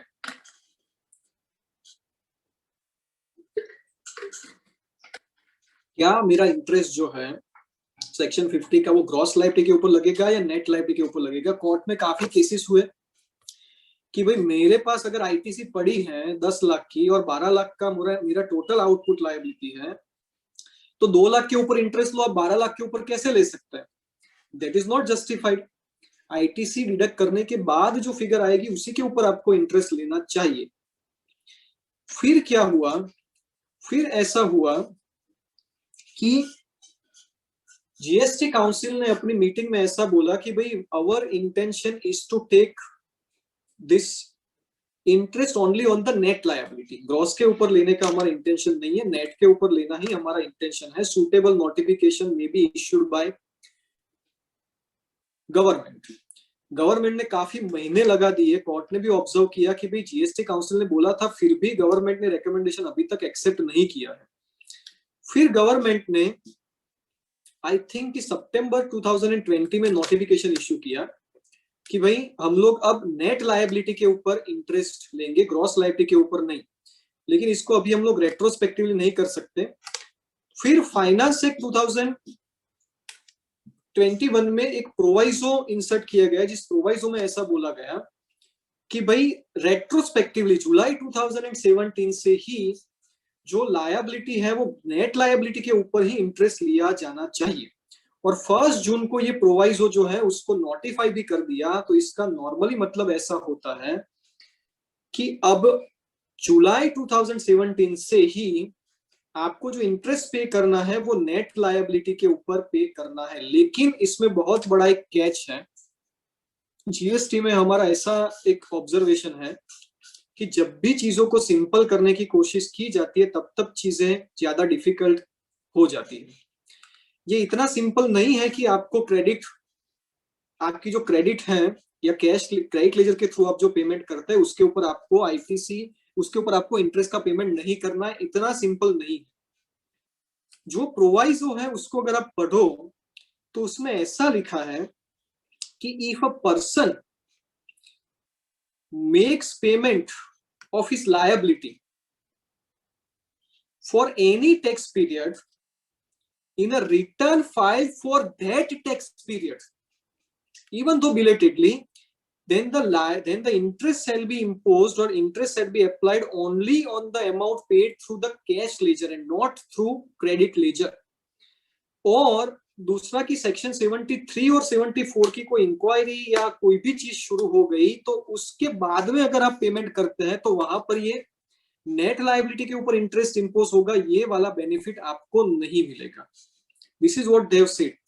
अब इसका मैं मतलब करूं कि फॉर दैट टैक्स पीरियड का मतलब क्या हुआ, इसका सीधा लिटरल इंटरप्रिटेशन अगर मैं करने जाऊं तो ऐसी चीज है कि जून महीने का मान लीजिए मेरा टर्नओवर था, वो मैंने नहीं दिखाया, जून महीने का रिटर्न फाइल नहीं किया, 2-3 महीने 3-4 महीने के बाद मैंने जून का रिटर्न फाइल किया, तो जो इंटरेस्ट लगेगा वो नेट लायबिलिटी के ऊपर लगेगा, ये क्लियर है, ग्रॉस के ऊपर नहीं लगेगा। लेकिन जो जून का सेल था वो मैंने जून के रिटर्न में नहीं दिखाया, फिर अगस्त सितंबर अक्टूबर में कहीं पर मैं वो सेल दिखा रहा हूं, तो ये प्रोवाइजो एप्लीकेबल नहीं होगा, क्योंकि the turnover shown in the return for that tax period ऐसा लिखा है इस प्रोवाइजो में। तो ये तो बहुत बड़ी दिक्कत हो गई मेरे लिए कि अगर जून का टर्नओवर मैंने जून के रिटर्न में नहीं दिखाया और अगस्त में दिखाया तो ये नेट के ऊपर नहीं ग्रॉस के ऊपर मुझे इंटरेस्ट पे करना पड़ेगा। तो लिटिगेशन को यहाँ पर ब्रेक लगाने की जगह पर लिटिगेशन इसमें और एक्सेलरेट ही होने वाले हैं डेफिनेटली। तो ऐसा लग रहा है कि गवर्नमेंट ने एक बैकडोर ओपन रखा है जिसकी वजह से वो ग्रॉस लायबिलिटी के ऊपर ही इंटरेस्ट चार्ज करेगी। दिख ऐसा रहा है कि उनका इंटेंशन नेट के ऊपर लगाना है, लेकिन ज्यादातर केसेस में लगेगा ये ग्रॉस के ऊपर बिकॉज ऑफ दिस इंटरप्रिटेशन। दूसरी बात करते हैं और लास्ट है ये टॉपिक 11th नंबर का जो सेकंड पॉइंट है हमारा, उसका लास्ट कैंसलेशन ऑफ रजिस्ट्रेशन और रिवोकेशन जुरिस्डिक्शन की हम लोग बात करते हैं। काफी लोगों के रजिस्ट्रेशन कैंसिल हुए, रिवोकेशन की एप्लीकेशन हम करते हैं, रिवोकेशन में भी कुछ ना कुछ चीजें आ जाती है उसमें। अच्छा, इसको नेक्स्ट स्लाइड कर देंगे प्लीज। यस,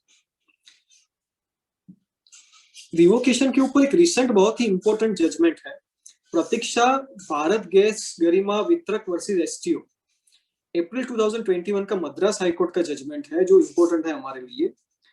होता नॉर्मली ऐसा है कि आपने रिटर्न्स फाइल नहीं किए तो आपका रजिस्ट्रेशन पहले सस्पेंड होता है और फिर कैंसिल हो जाता है।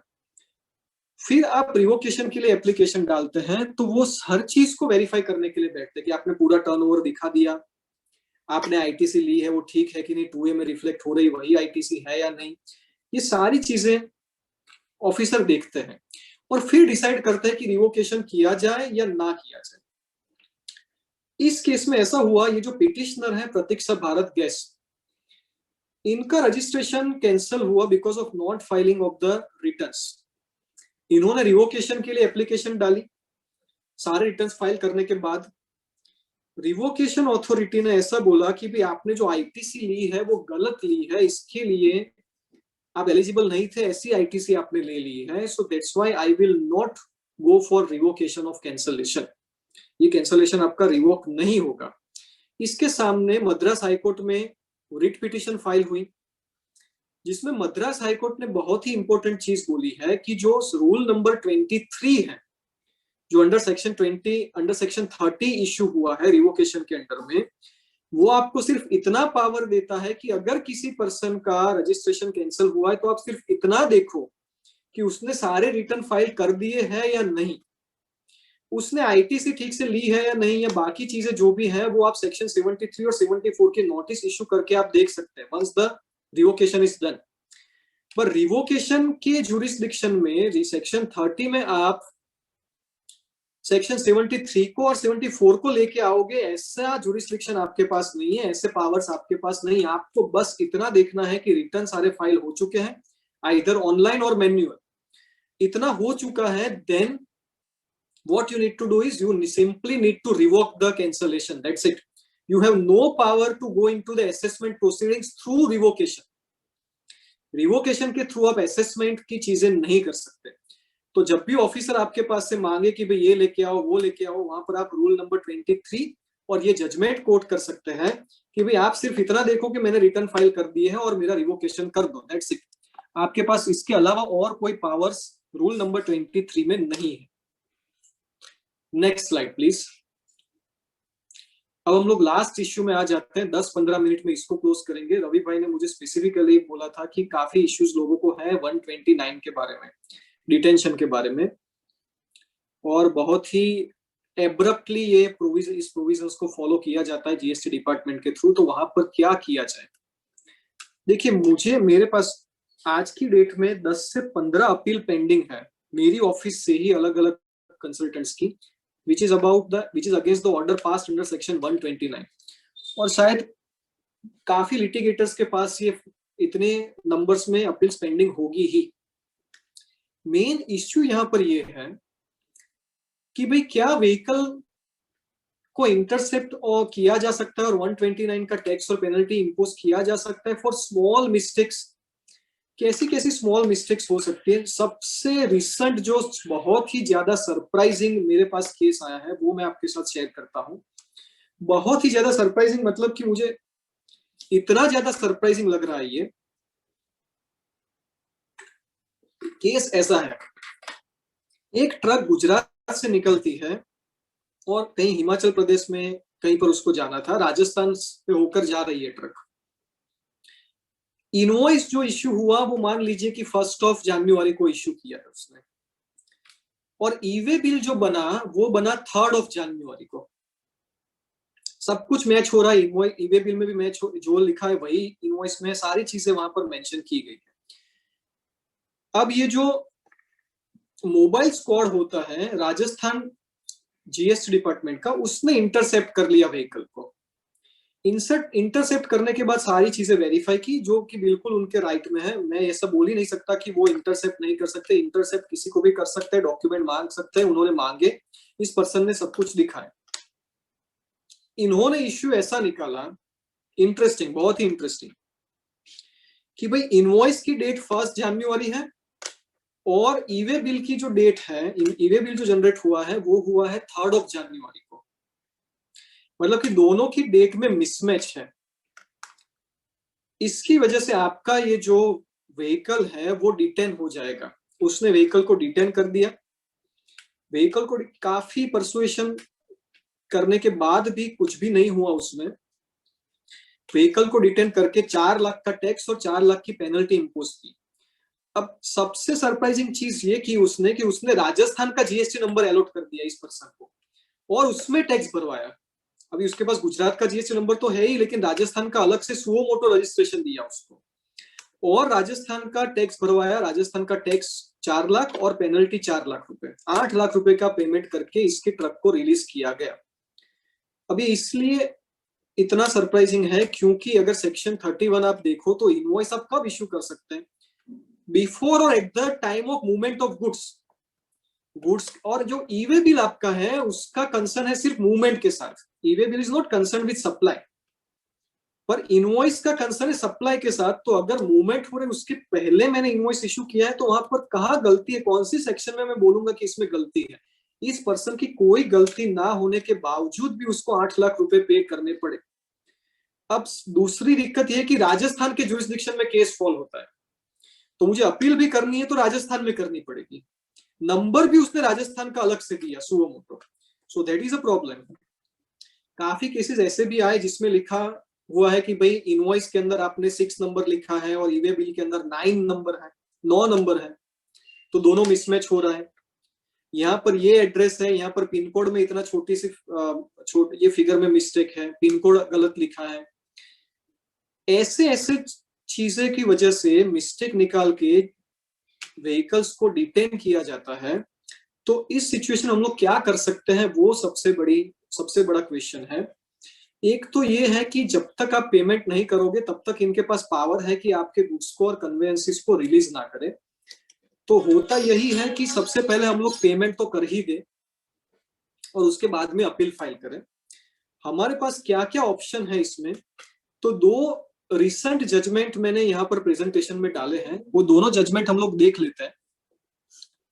एक जो आंध्र प्रदेश का जजमेंट आया है अग्रवाल इंडस्ट्रीज के केस में, इसमें सिचुएशन ऐसी थी, इसमें पूरा फैक्ट्स मैंने मेंशन नहीं किए क्योंकि इसमें तो फैक्ट्स बहुत ही सिंपल से थे और इसमें तो कोई भी बता सकता था कि भाई ये तो एसएससी के फेवर में ही आ सकता है। इसके बाद का जो जजमेंट है उसको थोड़ा डिटेल में देखेंगे, फिर भी इसका मैं फैक्ट क्या था वो बता दूं मैं आपको। Agarwal industries versus deputy assistant commissioner है, ये आंध्र प्रदेश का केस है। इसमें ऐसा हुआ कि इनवॉइस में कहीं पर 6 लिखा है और ईवे बिल में कहीं पर 9 लिखा है, ऐसी गलती कर दी। ऑफिसर ने नेचुरली इसको डिटेन किया, पेनल्टी और टैक्स भरवाया इसके पास से, इस पर्सन ने भर भी दिया। आंध्र प्रदेश हाईकोर्ट में ऐसी आर्ग्यूमेंट की गई कि भाई इस पर्सन ने वॉलेंटरी पेमेंट तो कर ही दिया है, वॉलेंटरी पेमेंट करने के बाद कोर्ट में जाके वो मुकर नहीं सकता है कि भाई मैं ये जो पेमेंट मैंने किया है वो गलत किया है या प्रेशर में किया, ऐसी चीज नहीं बोल सकता, ऐसी आर्ग्यूमेंट की गई। और दूसरा, इनवॉइस और ईवे बिल में डिफरेंस है तो सेक्शन 129 एप्लीकेबल होगा ही होगा, ऐसी आर्ग्यूमेंट गवर्नमेंट की तरफ से की गई। हाईकोर्ट ने बोला कि किसी पर्सन ने टैक्स और पेनल्टी भर दी है, इसका मतलब ये नहीं है कि वो उसको प्रोटेस्ट नहीं कर सकता बाद में। आपने सेक्शन ही ऐसी ड्राफ्ट की है कि उसके पास और कोई ऑप्शन ही नहीं है, बिजनेस बंद हो सकता है वो नहीं पे करेगा तो, क्योंकि गुड्स और कन्वेंसेस रिलीज नहीं होंगे तो क्या करेगा वो। तो उस टाइम पे अगर आपने पेमेंट कर दिया, इसका मतलब ये नहीं है कि मैं बाद में हाई कोर्ट में या किसी भी अपील फॉर्म में नहीं बोल सकता कि भाई ये पेमेंट गलत लिया गया है मुझसे, ये मैं बिल्कुल बोल सकता हूँ, नंबर 1। दूसरा, ये 6 और 9 वाली जो चीजें हैं वो नॉर्मल माइनर क्लेरिकल मिस्टेक है, तो सेक्शन 126 बोलती है कि माइनर क्लेरिकल मिस्टेक्स की वजह से इतनी बड़ी अमाउंट की पेनल्टी इंपोज नहीं हो सकती। That's why this order of the deputy commissioner is cost, this is what the Andhra Pradesh high court said in this case. दूसरा बहुत ही इंपॉर्टेंट जजमेंट, ये मैंने पूरा डिटेल में लिया है, सॉरी, हाँ, मध्य प्रदेश हाईकोर्ट का जजमेंट है। और ये जिस टाइम पे आया था उसी टाइम पे इसका एक वीडियो भी मैंने अपलोड किया था, क्योंकि मुझे बहुत ही ज्यादा इंटरेस्टिंग जजमेंट लगा था और बहुत ही ज्यादा फेवरेबल है। केस का साइटेशन ऐसा है, Robbins tunnelling trenchless technology India private limited versus state of MP. इसमें ऐसा है कि consigner by mistake entered his own name in place of consignee. क्या हुआ कि भाई मिस्टर ब्रिजेश ठाकर सेंड कर रहे गुड्स, किसको सेंड कर रहे हैं, मिस्टर ब्रिजेश ठाकर को ही। अहमदाबाद में कहीं पर जा रही है गाड़ी गांधीनगर से, या फिर लेट्स से कि आनंद से जा रही है, गांधीनगर आ रही है और ब्रिजेश ठाकर भेज रहे, ब्रिजेश ठाकर का ही नाम लिख दिया। रास्ते में इसको इंटरसेप्ट किया गया। पेनल्टी और टैक्स कितनी अमाउंट का है, सॉरी ये ओके, पेनल्टी और टैक्स कितनी अमाउंट का है, 22,24,286 का टैक्स और पेनल्टी इसके ऊपर इंपोज किया गया। एसएससी ने क्या किया, नेचुरली पे कर the amount and got the vehicle and goods released. उसके पास अभी तो क्या, जैसे भी आपका गुड्स डिटेन होता है आपके पास एक ही ऑप्शन बचता है, पहले पे कर दो वरना ये लोग छोड़ेंगे नहीं। तो उसने इतनी बड़ी अमाउंट पे भी कर दी और गुड्स रिलीज हुए। Then he filed an appeal to joint commissioner appeal. Joint commissioner appeal के जुरिस्डिक्शन में उसने अपील फाइल की। अब नेक्स्ट स्लाइड कीजिए प्लीज। जेसी अपील ने क्या किया, rejected the appeal. JC appeal का स्टैंड क्या था? Name in e way bill and invoice are not same. तो आप ऐसी आर्ग्यूमेंट करोगे तो छोटी सी क्लेरिकल मिस्टेक है, ये क्लेरिकल मिस्टेक नहीं मान सकते। This can not be termed as small mistake और क्लेरिकल मिस्टेक। तो ये जो 22 लाख की अमाउंट का टैक्स और पेनल्टी है उसको उन्होंने अपहेल्ड किया, अपील को रिजेक्ट किया। Case went to Madhya Pradesh high court. Madhya Pradesh high court में जो आर्ग्यूमेंट की है वो हम सब के लिए बहुत इंपॉर्टेंट है, इसको कहीं पर नोट डाउन करके रखिएगा आप। इनका ही सर्क्यूलर है 20/16/3 2017 जो 14 सितंबर 2018 को इश्यू हुआ है, जिसका पैराग्राफ नंबर 5 बहुत इंपॉर्टेंट है। When consignment is accompanied by invoice and other specified documents and also an e-way bill, proceedings under section 129 may not be initiated. This is what the department circular is saying कि आपके पास invoice भी है, e-way bill भी है, इस situation में 129 को impose नहीं करना चाहिए। जब डिपार्टमेंट में बोलता है और फेवरेबल होता है for SSC, then may should be considered as can or shall, we can say. As tax has already been paid under section 120, as tax has already been paid, then the order under section 129 is not justified and JC appeal is wrong in rejecting the appeal. This is what the argument made in Madhya Pradesh High Court. High Court ने क्या decision दिया ये next slide में होगा। High Court order is saying JC appeal is not justified in rejecting the appeal on the ground that the mistake made is not a small mistake or clerical mistake. ये small mistake है, clerical mistake है, ऐसा सवाल ही नहीं है। SSC के पास e-way bill भी था, इनवॉइस भी था, सब कुछ था। तो आपका paragraph number 5 of that circular is saying you should not initiate 129. Accordingly, the order passed by JC appeal confirming the tax and penalty of 22,24,000 is cost. MP High Court का ये judgment Robbins tunnelling trenchless technology India private limited फरवरी 2021 का आप coat कीजिए। और ज्यादातर जगह पर ई-वे बिल तो होता ही है हमारे पास। हाँ, अगर ई-वे बिल ही नहीं है और गाड़ी पकड़ी गई है तो फिर हमारे लिए दिक्कत है। लेकिन ऐसी छोटी छोटी मिस्टेक्स की वजह से जब गाड़ियां पकड़ी जाती है और बड़ी बड़ी अमाउंट के टैक्स और पेनल्टी हमारे ऊपर लगाए जाते हैं, तब ये चीजें हमको काम लगेगी।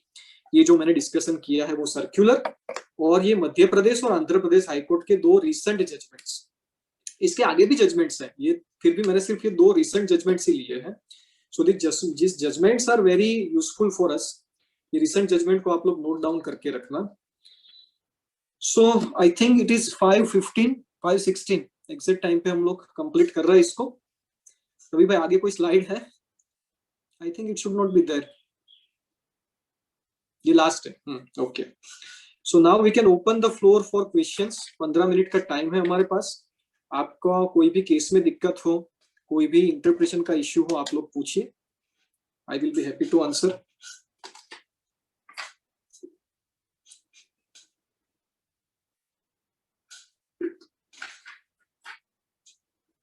अच्छा, एक चैट बॉक्स में से देखते हैं question.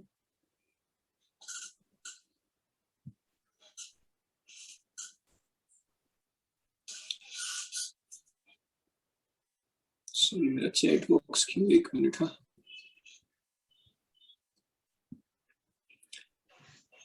let me open the chat box. हाँ, ITC available on renovation repair work done by hotel।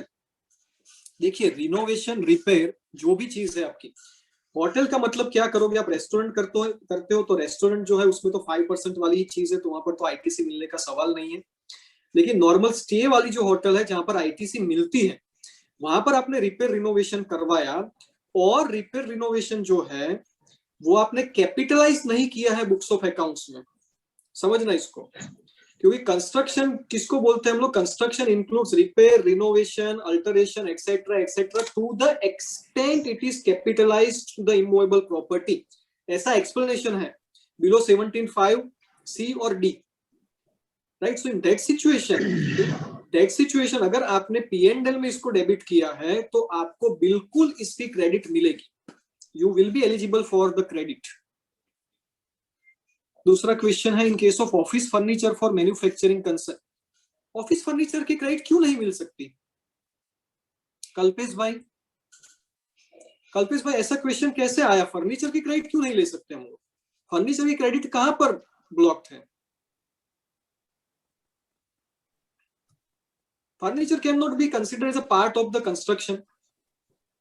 तो फर्नीचर की तो बिल्कुल 100% आपको क्रेडिट मिलेगी, डेफिनेटली मिलेगी।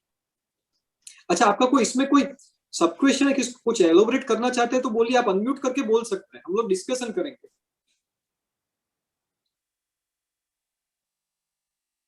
कल्पेश भाई?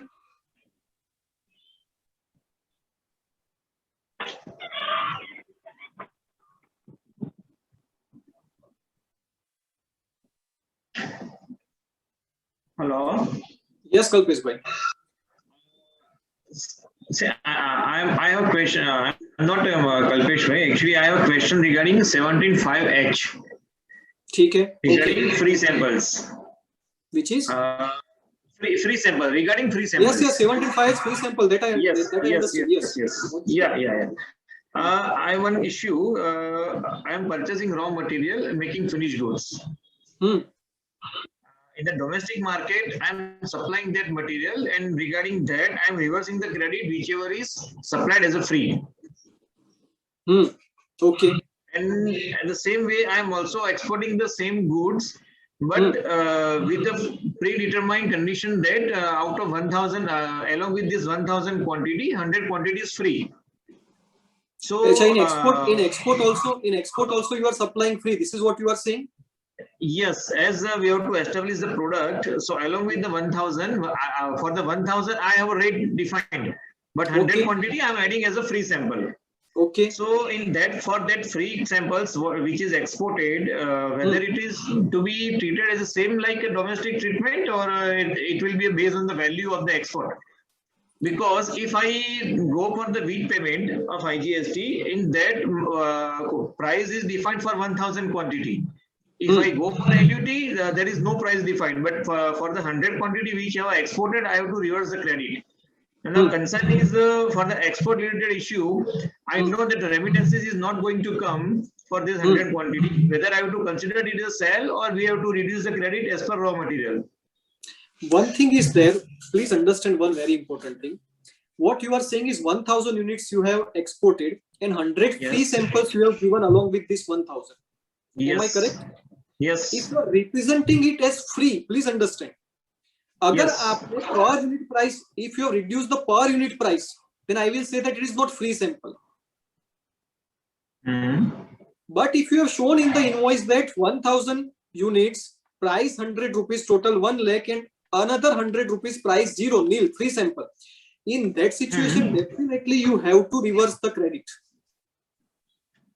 Under 17.5H. Yeah, reversal is correct. But in export cases, there is also another scenario that if a refund is, sorry, not refund, forex is not going to come, then that should be treated as a sell. Right? Okay.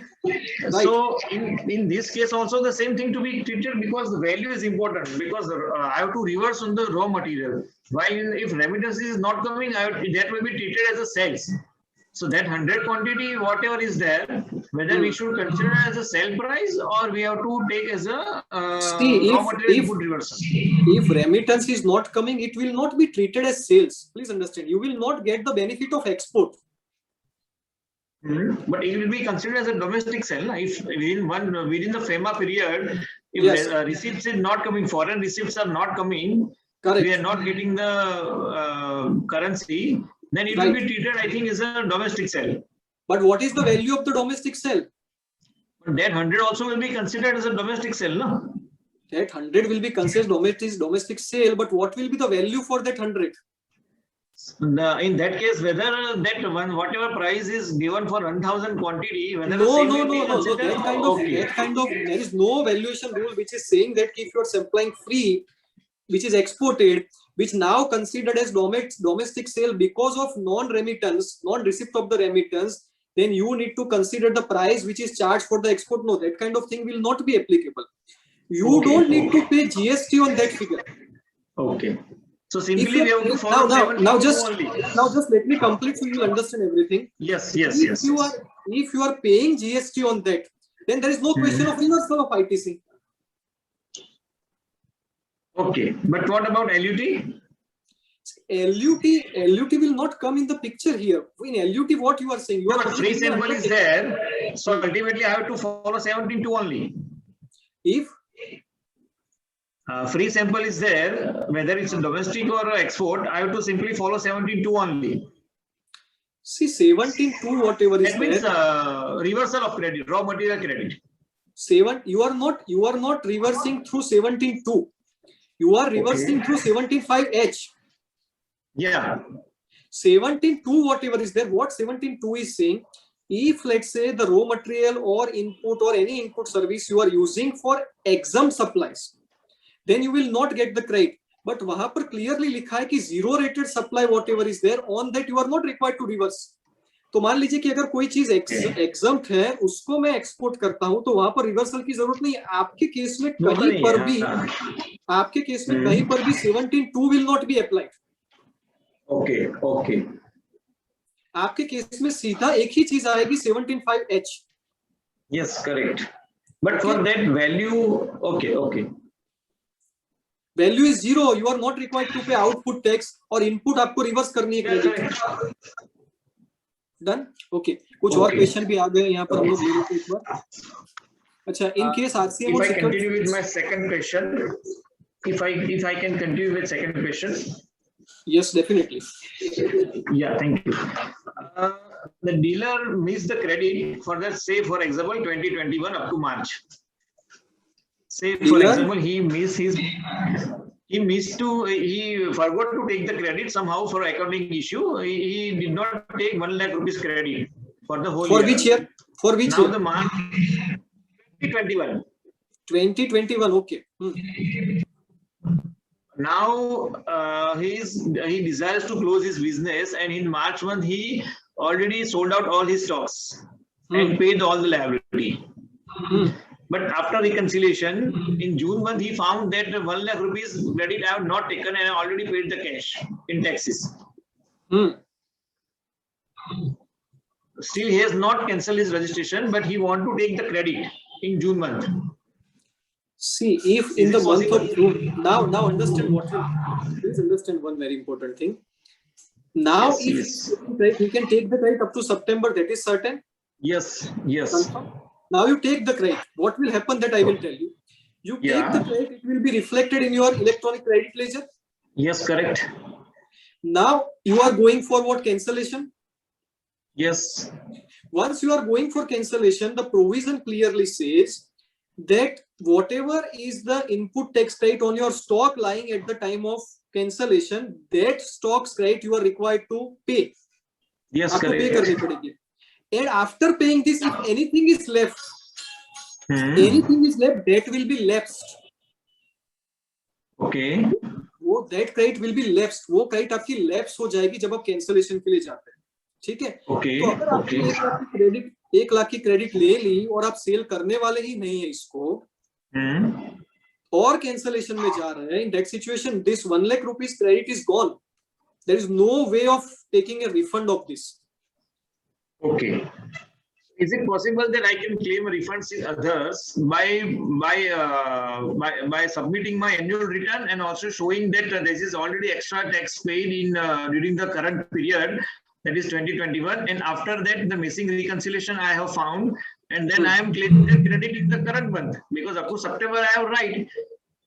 That is correct, but ultimately, see, on the principle of natural justice, you are right. But as per the literal interpretation of law, you will be in trouble. Okay, but that two-way informations and my books information is already there. Reconciliation is also with me. You can try this thing by claiming refund under other, because in other, what kind of refund you are claiming? You are claiming refund of the output tax. This is what you are saying. So what you charge can on me? There is charge on me.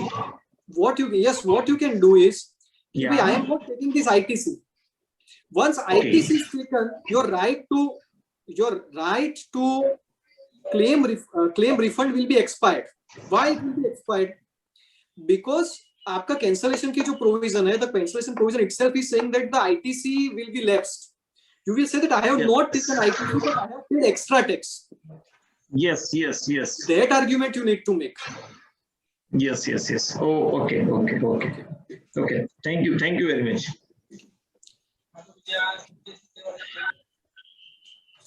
अच्छा, chat box માંથી કોઈ questions? अच्छा, in case of RCM on security service for November, December 2019 paid in October 2020 can be availed. I think इसका I have answered this question. RCM जो है उसमें आपका जो सिक्योरिटी पर जिसके पास से आपने सिक्योरिटी की सर्विस ली है वो अनरजिस्टर्ड है, मान लीजिए, तो आपको सेल्फ इनवॉइस करना पड़ेगा. सेल्फ इनवॉइस अगर आपने अभी किया तो still you are eligible for taking the credit. This is my opinion, this is my opinion. लेकिन अगर वो सिक्योरिटी सर्विस वाला रजिस्टर्ड है तो self invoicing will not be applicable. अगर सेल्फ इनवॉइसिंग ही एप्लीकेबल नहीं होता है तो 1920 का जो टाइम लिमिट है क्रेडिट लेने का, that has been already expired. In that situation now you can not take the credit.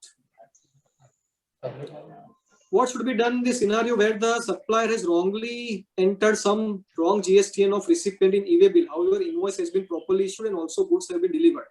It doesn't affect the e-way bill report of the recipient.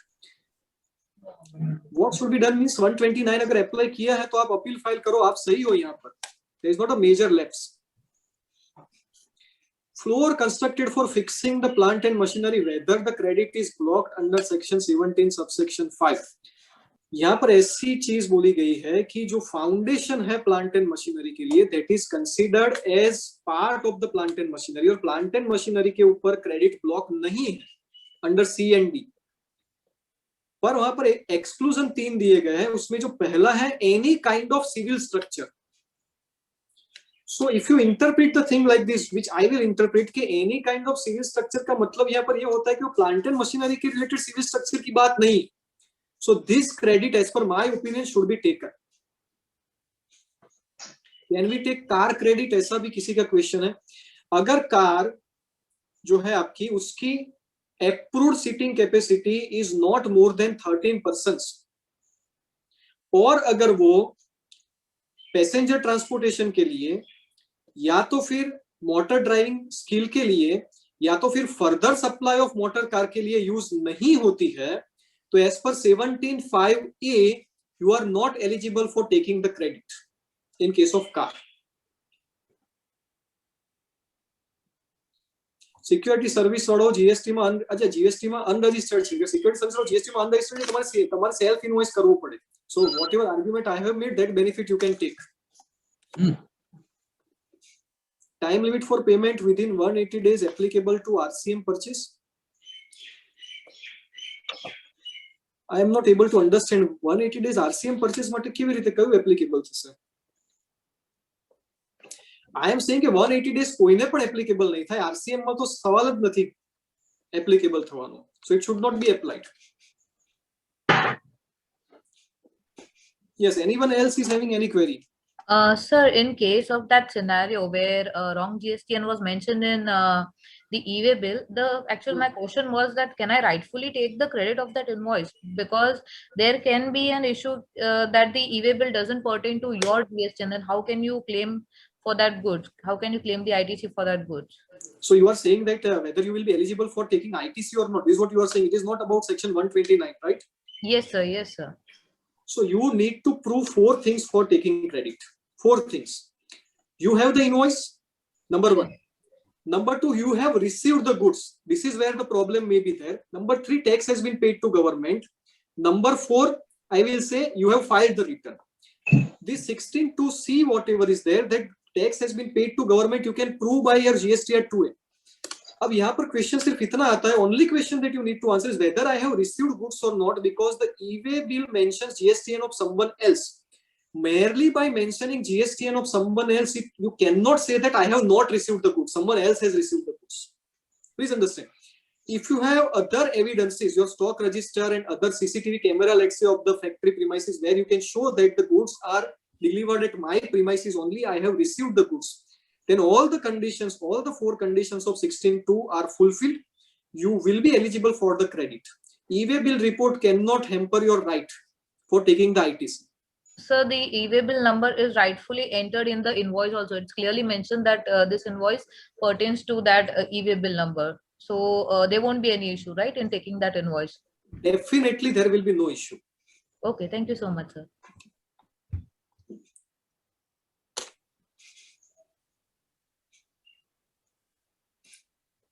Yes, friends. Anyone else is having any query? One party business of firewood and other taxable wood. He purchased weighbridge used for his business and other. Can we take the ITC of the weighbridge? See, the weighbridge you are saying that is used for taxable as well as exempt, both. This is what you are asking? सब Yes. Business जो है, hello, हाँ जी, business जो है firewood है और taxable would का है. ठीक है. Firewood is exempt. हाँ, एग्जेम्प्ट. ठीक है. Taxable wood, okay. Taxable. Okay. ठीक है. Two type wood and he purchase weighbridge. Can we credit? You are saying the weighbridge is a capital goods number one, yes or no? Yes. It is used for exempt as well as taxable supplies both? Yes. Okay. Now as per rule number 43, what you need to do, वो weighbridge जो आपका है उसके ऊपर जितनी IT से उसको divide by 60 करो. ठीक है. फिर जो फिगर आती है उसको हर महीने में multiply with exam supply divide by total supply करो, उतनी आईटीसी रिवर्स कर दो. Rule number 43 you need to follow. Okay sir. Okay.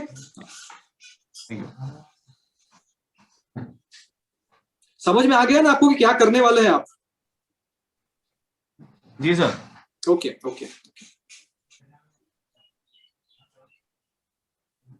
Anything else? Hello. Yes. हाँ सर जी. हमने मार्च का रिटर्न फाइल कर दिया GSTR 1 और PV.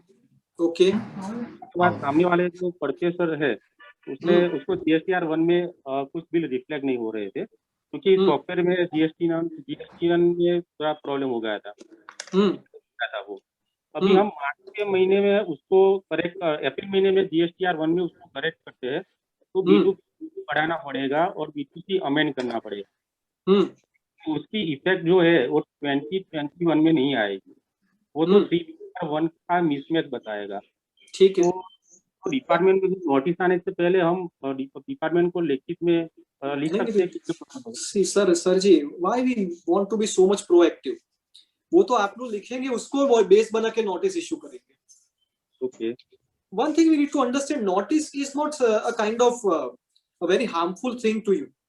नोटिस में एक ही चीज आप लोगों को बार बार बोलूंगा और आप सब इसको फॉलो करना कि डॉक्यूमेंटेशन रखिए ठीक से बस. ओके. क्योंकि नोटिस के रिप्लाई में जो करने वाले हैं आप, वही चीज आप अभी करने की बात कर रहे हैं. हाँ जी.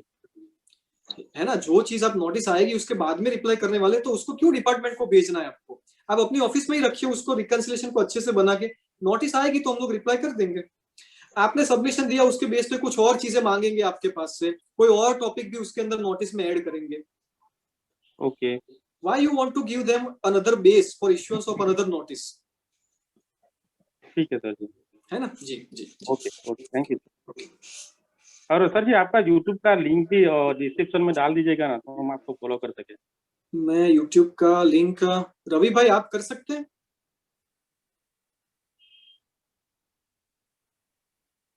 करी रही. Okay. Okay. Thank you. Yes. Anyone else is having any question?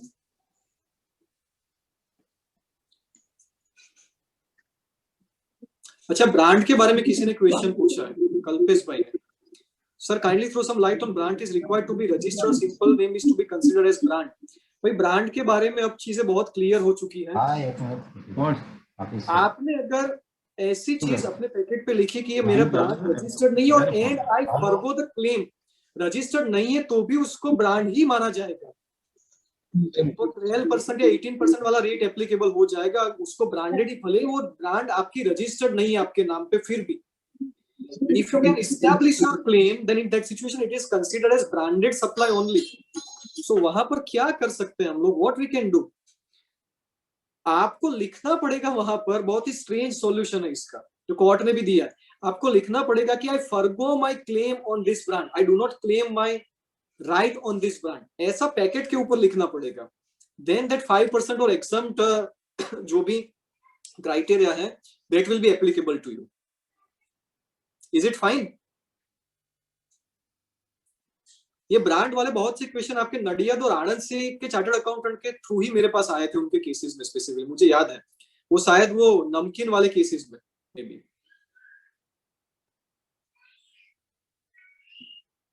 शायद नमकीन में ऐसा है, ब्रांडेड के लिए बहुत कम रेट है और ब्रांडेड नॉन ब्रांडेड के लिए कम है और ब्रांडेड के लिए ज्यादा रेट है, right? If I am not mistaking. तो वहां पर ऐसी आर्ग्यूमेंट की जाती थी कि अगर ब्रांड मेरे नाम पे रजिस्टर्ड ही नहीं है तो मैं कम रेट ही पे करूं, कम रेट से नहीं. लेकिन ऐसा नहीं है, वहां पर क्लियरली है कि आपको पैकेट पे लिखना पड़ेगा कि I do not claim right to this brand. ऐसा कोई नहीं करेगा. तो ब्रांड से दिया तो इसका मतलब ये है कि आपको जो हायर रेट है that will be applicable to you. इसमें एक और चीज है, काफी ऑब्जर्वेशन ऐसे भी है कि इसकी वजह से तो अनहेल्दी चीजों को हम लोग इंसेंटिव दे रहे हैं. तो पैकेट में किसी का नाम ही नहीं लिखा है, इस तरीके की चीजें सेल हो रही है, तो ही उसको बोलेंगे कि अनब्रांडेड है. आपने नाम लिख दिया मतलब वो ब्रांडेड हो गई. अब नाम लिखा और उसके नीचे लिखा कि I do not claim right to this brand, ऐसा लिखना पड़ेगा वहां पर, for the purpose of taking benefit of the reduce rate. So this is the difficulty. आपके वहां पर शायद बड़ौदा में वो जगदीश और ऐसे कुछ नमकीन वाले उसके उन्हीं का शायद ऐसा केस था शायद, मे बी, जहां तक मुझे किसी ने पूछा था, याद है अब तक. यस दोस्तों, और कोई क्वेश्चन?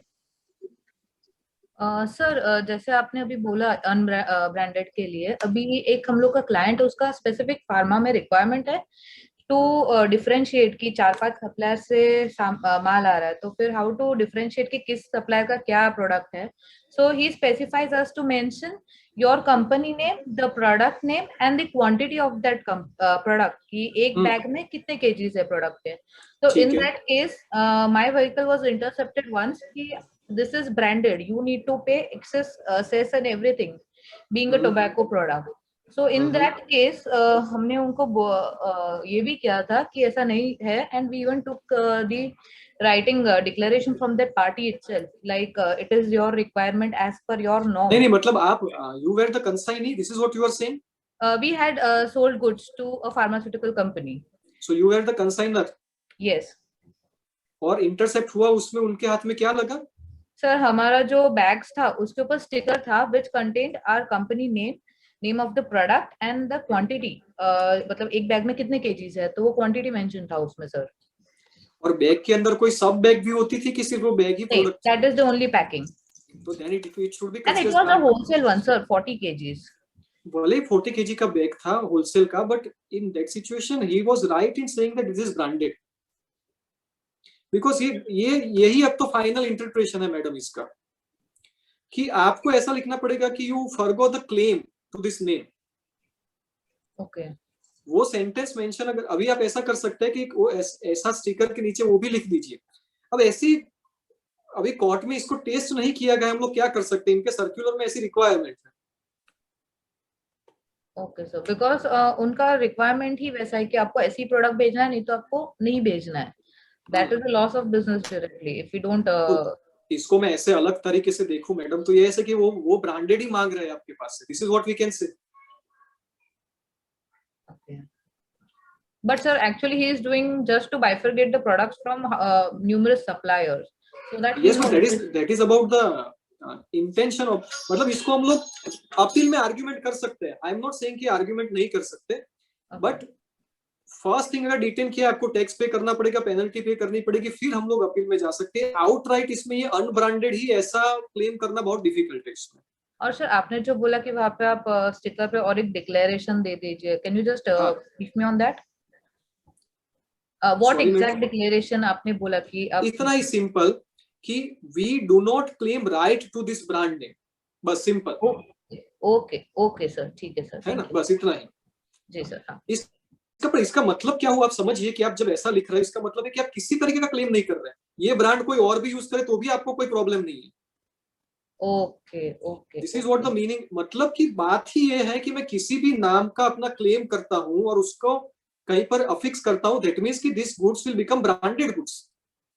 Okay okay sir. आप जब ऐसा डिक्लेरेशन दे रहे हैं उसका मतलब ये है कि यू आर सेइंग कि भाई मेरी कोई ब्रांड नहीं है और ये जो मैंने लिखा है उसके ऊपर मेरा कोई क्लेम नहीं है. जिसको यूज करना है वो करे।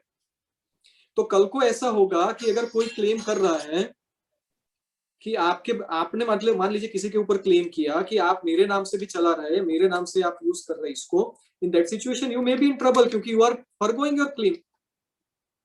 Okay, sir. Understood. Right. Yes. What else is there? RCM payable on transport or not, as the same was not reflected in GST 2A but 2B. Sir जी किसका क्वेश्चन है? भाविन भाई थोड़ा एलाबोरेट करेंगे इसको।